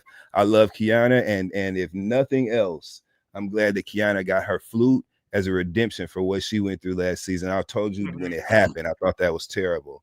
And I want Kiana, the only thing I understand that this is her first season as a full-time housewife, right? But I want her to start handling her business when the water gets hot. She's good for a walk away and coming back. And I get that, and take your time because we're talking about some sensitive shit. But there's no reason that she should not have verbally flipped that table upside down when Mia said that she had previously dated a drug dealer. The gall. the unmitigated gall for you to bring up anything about anyone's past. Mia, what about your present? And really, what about your future? That's what you need to be worried about. So while they're worrying about Jazzy's or Kiana's past, she dated a drug dealer. You married to a nigga that's letting you play house with a nigga that's shorter than you and saying that your son is his. So I think there's a little bit of a misalignment there when it comes to the things and the comfort level that some of these brilliant ladies, right, have with insulting some of the new cast members on a level that I don't think they'd be comfortable with if the mirror was turned in their direction. Ashley Darby is another one. Where is Michael? Why are we seeing your kids on FaceTime? This is your 9th season on the show. And all you do whenever somebody asks you about you know how you got the mattress pad, the fitted sheet, the top sheet, the duvet. We just peel back the duvet, right? We're not even getting deep into her business. We're peeling back the duvet and she's running around, skirting around. Yeah, I'm outside. I've been on some dates. Yeah. Nah, what's going on? Where Michael? Why we ain't seen you in the lawyer like we saw Candy and Nene when she was going through her divorce? What's that lawyer's name that they all use in Atlanta? That Nene and everybody with Randy. Why haven't we seen Ashley in Randy Kessler's office? I want to know what Michael Darby got to say. He's been very quiet, and we never got to the Ashley has been skating by unscathed and asking some really direct, pointed questions of her fellow cast members. And I would love to see that playing field kind of leveled out a little bit. I would. So, yeah. Dustin, in the words of Glorilla, I'm gonna let you cook. So, I love Glorilla, by the way. What a refreshing addition to the musical landscape, right? 100% authentic, likable. Like, I love Glorilla. More of her. More. Yeah. More. No, but Dustin, more of you. So, okay. We got to talk about this stuff. We got to talk about this. Okay. Man. I want to get your thoughts on Stacey and TJ. So I told my raindrops that TJ stands for Thick James because he is thick. You know, TJ is thicker than Coachella. Yeah. You know, TJ is thicker than my resume. Yeah. TJ is thicker than a love and marriage Huntsville scene with Marcel and Melody, right? Yeah, and that's thick. TJ is thick. Yeah, let's have a little conversation. TJ was also on Watch What Happens Live. He was. Besides, Brody, what's going on, baby? You know what Brody's saying? Brody back there singing Morris Day and the Time. Fishnet. Hey, black panty, because you seen that fishnet shirt TJ had on behind that bar on What's What Happens Live. Now, when I was behind the bar on What's What Happens Live, I was in a Louis Vuitton cardigan. You know what I'm saying? But it wasn't see-through. TJ was, and it's cold on that set. Carlos, have you been on Watch What Happens Live yet? Yes, yeah. So it's cold in that studio. It's cold and small, and we're making television. I know he felt it. And I saw his areola. But one thing that happened in this scene, in this episode, is the revelation that TJ is an actor. He was on Days of Our Lives. Okay, all right. And he's on a few other soap operas, and his current gig is on the soap opera called The Real Housewives of Potomac. So I've said since day one, he's not that into you, sis. And I'm not going to go into deep why I strongly believe he isn't. Mm-hmm. I'm not going to go there. What I will say though is he has shown her that he isn't. The fact that he's an actor, to me, sort of blew the whistle on this entire operation. Stacey, I like you. You're Michigander. Mm-hmm. This man is a paid actor to come on the show and pretend to be your lover. He doesn't. It now answered every question that I've had and then some. But what are your thoughts on Thick James? Okay, so here's my thing, right? One thing I hate is low-hanging fruit, right? And I think it's so easy to look at TJ and choose a perspective on what we see, right? Choose an opinion on what we see. But I don't even want to go on that route. Let's focus on like the fundamental, like the basics of what we're watching.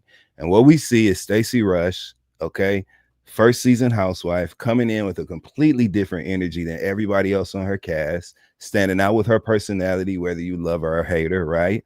And bringing a man into the mix who she is clearly not in any sort of committed relationship with whatsoever, but she's engaging and entertaining through conversation.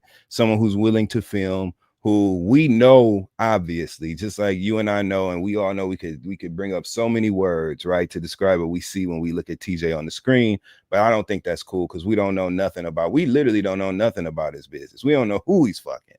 Okay, we just know who he's not fucking, and that's Stacey. I don't know any women who, you know what I'm saying, who really want to answer the phone and hear somebody say, "Oh, look at you, orange." I don't know a lot of women that want to hear that from someone who they're considering, you know what I mean, taking all in. So it is what it is. But what I'll say is this: Stacey Rush is not appearing desperate for a man on this show. She's not acting as if this is her last ditch effort and she's got to make this work. Stacey is smart as hell. Stacey is playing this to a T. Yes, he's acting, and she is too. She brought a quirky situation to the show that people have opinions about, that they have to figure out. She is by no means anchoring herself to him or saying, "This is my man, I want to marry him, this has to work out." She's saying, you know, I like him. He's saying that he's a devout Christian, and because of his beliefs, he doesn't want to be with me. She is brilliantly and masterfully ignoring the pink elephant in the room. Okay. And so, well, I think he doesn't want to show her the pink elephant. I'll just say this. Thank you, Stacey, for bringing. Thank you, Stacey. That was the trunk. Thank you, Stacey, for bringing. Thank you, Stacey, for bringing something fresh to the show. I'm enjoying Stacey on this show, and my friend had me down. You want me to tell you what my friend said? I fell out. My friend, we were watching the show, and my friend said, "You know who she looked like?" I was like, "Who?" Stacey was. It was her confessional scene, the interview scene, where she's in the pink dress that's kind of off the shoulders, and she's got the curly, like, natural shoulder length hair and the pink lipstick, and her neck is beautifully, you know what I'm saying, presented up front. My friend was like, "She looked just like them wig head mannequins in the beauty supply." You know what? Oh my God. Carlos, I fell out. And she's beautiful. This is not by all of me, by any means. Yeah. That's a compliment. Those mannequins are gorgeous, but yeah, she looked just like that motherfucker, though. She Carlos. I know. She looked just like it. I'd say she looked like the Pointer Sisters, which is a good thing. You know what I'm saying? She looked like a Pointer Sisters. No way to control it. It's totally automatic. Okay. I love it. But, you know, either way, though, Carlos, are we not appreciating, right? Are we not appreciating what Stacey is bringing to the show? We are. We're appreciating her. I love her. I love her. Me too. I'm enjoying her. Stacey, listen, I'm gonna tell you, Stacey won me over the moment she learned the tea from Mia and Jacqueline and ran to Karen Concern. And her confessional saying about Ashley being cute from head to ankle. Like Stacey is funny. Hilarious, right on time, great personality. I love hearing her speak. I love Stacey. I love what she's adding to the show. And I think she's being really vulnerable. I think she's being really honest with as much information as she can. I just think she was a breath of fresh air on this cast. And I'm really looking forward to housewives like Stacey. They have that first season where they really plant their feet as something different from the rest. But as time goes on throughout these, like this perspective into human behavior and into relationships, something will happen that's going to make Stacey tick, and she's going to break character. And it's going to be a moment where it's going to endear us to her even more than us just enjoying her personality. We're going to see some more realness out of Stacey. So I think the critique of her being less than authentic, I can understand where people come from with that, because it is a different experience than we've gotten with the other ladies of the cast of Potomac, current and previously. But I think that it's still real. And I think that as time goes on, based off of her willingness to participate that we've seen thus far, we'll get the realness that some fans feel like they're missing from Stacey. But Jazzy, we in the house. Pass the motherfucking flu. Jazzy got it going on. I love her. She's beautiful. Let me tell you when she won me over. When she won me over, Carlos, and I know you, so I know you caught it too. Go ahead. When Ashley and Giselle threw her out of the event that they had for Giselle's whatever, and she went down, she quoted that military time. She was standing there. She didn't raise her voice. She was just stern and direct. And she looked at Ashley. She said, "Are you crazy?" And walked off. I was like, yo, this is what we've been missing. This is it. This is the piece. Jazzy is the piece. I think she handles herself so well. What did she tell Jacqueline when they were at Wendy's birthday dinner on the rooftop, when they all had on red except for Wendy, and they were asking Stacey, knowing when to speak up. She said, "Hey, we've been talking a lot about my relationship. I want to know more about your man, Jazzy." Like she told her that shit or whatever. And so Jazzy, okay, she ain't running from no fight. You know what I'm saying? Jazzy was like, okay, well, this is how it is. And when she got to the timeline, pertaining to the context of his children that he has and their relationship beginning, and Jacqueline's ass, okay, once again, ushering in the negativity, Jacqueline scoffed and made a face as if she had any room to talk, right? She scoffed and made a face, and Jazzy immediately clocked that. She said, I wrote it down. Hold on, I'm gonna tell you what she said. I wrote it down. She said, "Jacqueline, if you have questions, I'm more than happy to answer them." In other words, so straighten your face out. You know what I'm saying? Yeah, and that is the energy that we need on this show, right? Just direct energy with a view toward resolution. That's all we want, because then we can get in the paint. And Jazzy understands that. She is having a hell of a rookie season. I'm so impressed. I Yeah. love Jazzy. I think she's fantastic. She's beautiful. She's smart. She's quick. She's not trying too hard. She's not thirsty. No. You know what I mean? Like she checks all the boxes. I, Carlos King, I am publicly endorsing Jazzy to be a Potomac housewife. She is everything that this show was missing.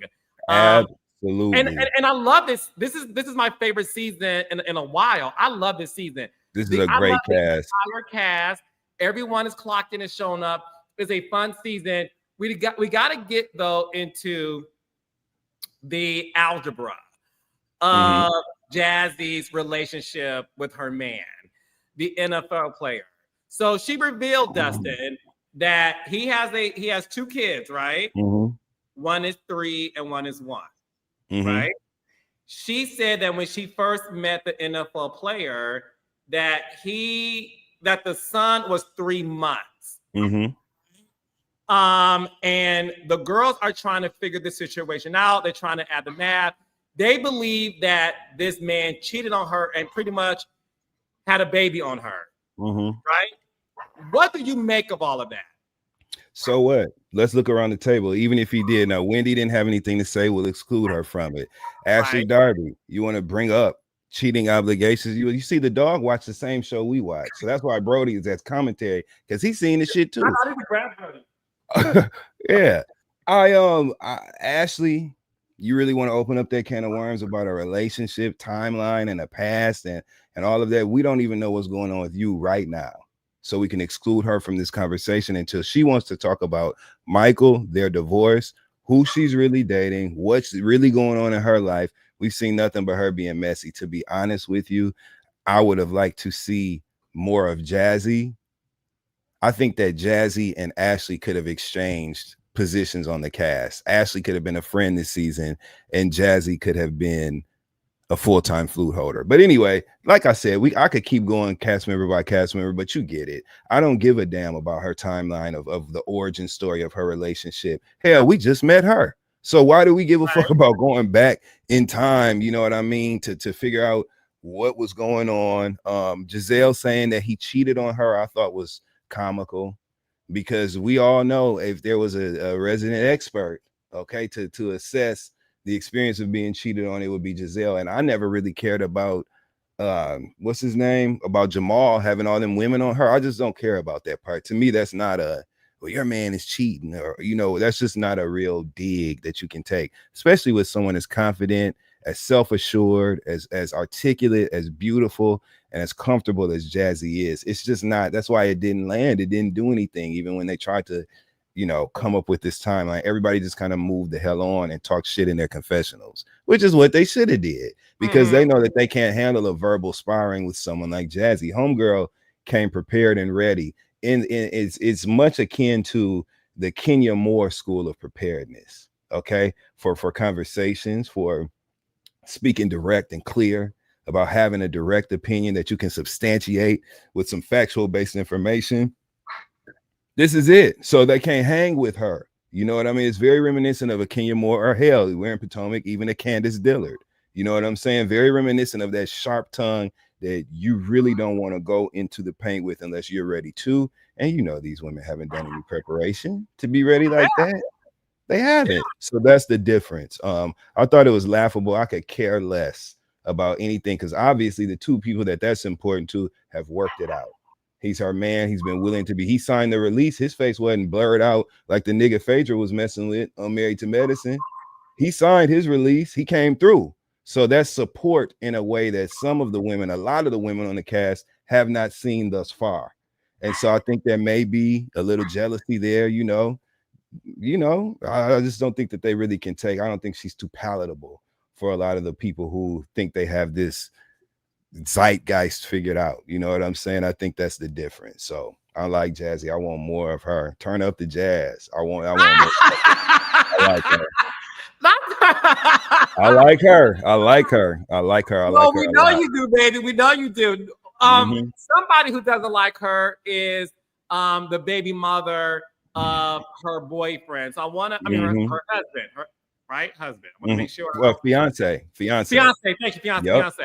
Okay, so Dustin, breaking news. This is Reality with the King, and as a journalist, hey Portia, I want to be able to explain to you what happened. When you do that shit. So, hey Portia, hey Tamar. So tonight, Dustin, the mother of the two boys said, I'm not coming for her. I just wish she stopped bringing up my children and referring to me as she or her. It's nothing to beef over, but making them the narrative every episode is sickening. Like, he has kids, okay? Y'all weren't together. Just be honest. It's that simple. But don't try and downplay him and to make yourself look better is all I'm saying. And people in the comments dragging him off of what she said when the story she's telling is furthest from the truth. Dustin, the children's mother said, he knew of each one of his children. He did not find out when I was 2 or 3 months pregnant. We got pregnant each year on each other's birthday. But before you try and come for me, know the real narrative. I don't want anyone to kiss my butt, but we're honest over here. So, Dustin, it sounds to me like the child's mother needs to make an appearance on the Real Housewives of Potomac. Well, like you say, you follow the reality, right? There you go. For me personally, like, of course she's got that take, right? She has 2 children with a man that she probably loved and saw a future with, and wants to be in a good place with, and he has moved on, and he's in a very public relationship with Jazzy, so much so that he is willing to be on television as her man. She's not just going to the games, you know what I'm saying? So I kind of see both sides. The difference is I don't think that Jazzy spoke. She didn't say anything about the young lady on the show. You know what I mean? She gave the story of the timeline, and the young lady kind of made it personal in her response. But again, we're talking about somebody that's got kids by someone that they probably saw a future with, and that's just a lot of real raw emotion there.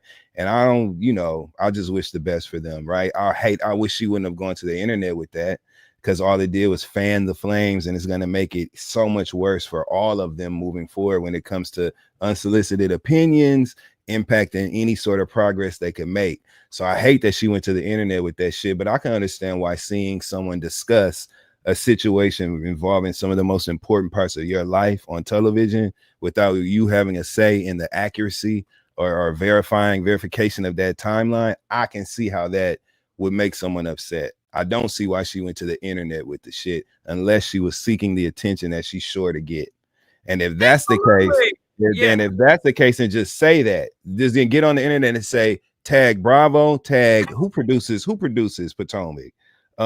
Is that Truly? Yes. Yeah, tag Bravo, tag Truly Original, and say, hey y'all, I'm the mother of the children that Jazzy was talking about, and I have a story to tell. Here's my contact information. I want to be a part of this. Do that. Don't come to the internet with all the details that are really your currency in your story if you are angling to be on this show. You don't give your story away for free. You let the motherfuckers that can put you in position know that you have this pertinent, relevant information to the story that's being told on this show, right? So I think it's just a way that you do the shit so that you don't come off looking thirsty. Like that comment kind of made her look. So, yeah. But again, what they're talking about, she's got too small, 3 and 1. You know what I'm saying? So I think that when your kids are 3 or 1, that's a new, fresh pain for her still. That's still fresh. And so I can get her having a strong opinion. I just wish she wouldn't have went to the internet with that shit. And I think it also needs to be noted before this thing takes off in the direction we know it's going to take, right? With the fans kind of fanning the flame. After you, by the way, you cussed their ass out tonight. When I tell you, what I tell you was belt to ass tonight, Carlos. And I'm doing my part when I do my interviews. Like, okay, do you guys have anything you want to share with the fans as we move forward watching the season? Any way you want to encourage them to watch the show? You got on the mic and said, this is my shit. And I'm sick of you motherfuckers fucking it up for me, going over here, acting a fool at these people's establishment. That was funny, Carlos, because you put the belt to ass tonight. But anyway, yeah, I just wish she wouldn't have did that. Oh, good. Dustin, I miss you. I miss you too, friend. I said, but we're gonna end all that. I'll see you in New York very soon, correct? So I'm going on the record saying raindrops. I may do this. I'll give y'all a little bit of it. I may do this. You know me so well. I may show y'all how me and Dustin hang out when I go to New York. Dustin, we will offline about that. Are you gonna have a house party for me, like in Harlem? Of course. Are you crazy? Listen, what I tell you, there's a song. What's the lady's name? I can't remember her name, but it's a song from the 70s in the disco area where she says Saturday night keeps on shining on my Sunday morning. Yes, that's the jam. That's so you know the song, so you know the vibes. Get ready, Carlos. Let's have a good time. House party that starts at 4:30 a.m. when we leave the club. With the lights on before y'all weird ass people start inferring things that are not true. A house party with the lights on where we're fellowshipping and having a good time. Okay. So you can nullify all of that conversation right there. But I can't wait to see you, friend. I'm so glad to get this shit off my chest. Thank you, friend. I'm glad you did too. And listen, clear schedule. So look, I will see you soon, and the raindrops will see you too. No, I love y'all, raindrops. I love you, Los. I love you so much, Dustin. Yeah. Dustin, I love you. Thank you so much for doing this tonight. Love you, friend, of course. I appreciate you, and I will see you soon. All right. Peace out, y'all. All right, y'all. Say bye to Dustin. Oh, my Lord. All right, raindrops. You guys had a jam-packed episode tonight that this was over 2 hours. Over 2 hours. Wow. All right, let me read the super chats. God's Butterfly, Dustin is as real as they come. Yes, he is. We got Constance Hollingsworth, Dustin, oh my God, the realest is speaking the truth. I'm on the floor. Tracy Bergman, great duo on show tonight. Carlos, thank you, my baby Tracy. We got Anthony Anderson. Carlos, you need some. What's MODs? What does that mean? What's mods? Tell me what that means later. Oh, moderator. Okay. Thank you, moderator. Tracy said, Carlos, you got I had all the bloggers in here tonight. Hi, bloggers. I love y'all so much. The way okay, bloggers. when y'all do stories on me and some of y'all read me, I don't mind y'all reading me. Please use a good picture of me though. When y'all make me y'all front page news, I don't mind it. Because listen, I know the truth. Somebody said last week I was fired from the show, and then I don't care. But what I do care about is use a good picture. So to all the bloggers, content creators, YouTubers who love to run a story about me, whether it's positive or negative, because it's a free country, please take the pictures off of my Instagram page. You have my permission. Stop using that. Oh, and Richie Sky, this is for you too. Stop using that picture of me in an orange sweater and the blazer. I don't look that way anymore, okay? I have new photos. I'm taking new hit shots. So I will, and y'all, listen, make up stuff all you want to. I don't care.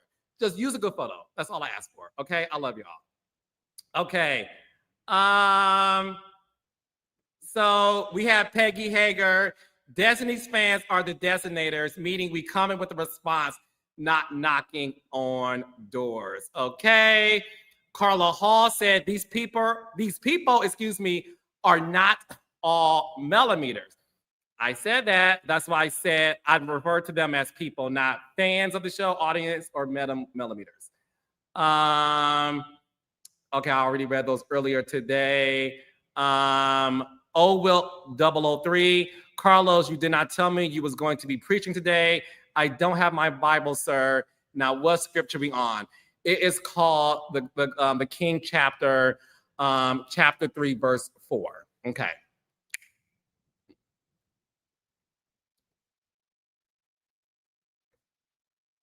Thank you. Okay, life of a misfit. You will reap what you sow. Trust you do. Life is about karma. God, my entire life is nothing but God's blessing. I'm not that bright. I'm not that cute. I'm not that talented. It's all God's blessing. I work hard, but at the end of the day, my blessings come from the Lord. So I try to give good and it returns back to you. When you give negativity, it comes back to you. It's the law of life, okay? Pick up your Bible and put down your phone sometimes, child. Okay. Living for me 75. I'm so glad you are addressing this mess. Thank you so much. Inspired to make the change. BSW Business School. What's BSW? Carlo, that's not everyone, not your true fans. I know, baby. I would never disrespect my fans. You're not a fan of the show when you do crazy stuff. That's why I call them fans. You also said, enjoy your life. We know you like Africans. Correction, they like me. But I like them too. Bachelor or social work. Okay, thank you. All right, the rest of these I already read. All right, so thank you guys so much for hopping on Monday Night Live. Every Monday at 7 o'clock, we are going live with a guest from Belle Collective. I'm sorry, a cast member of Belle Collective and a cast member from LAMH Huntsville. And you never know who I'm going to bring to recap Potomac. So thank you, Dustin Ross. I love you so much. Dustin was on fire tonight.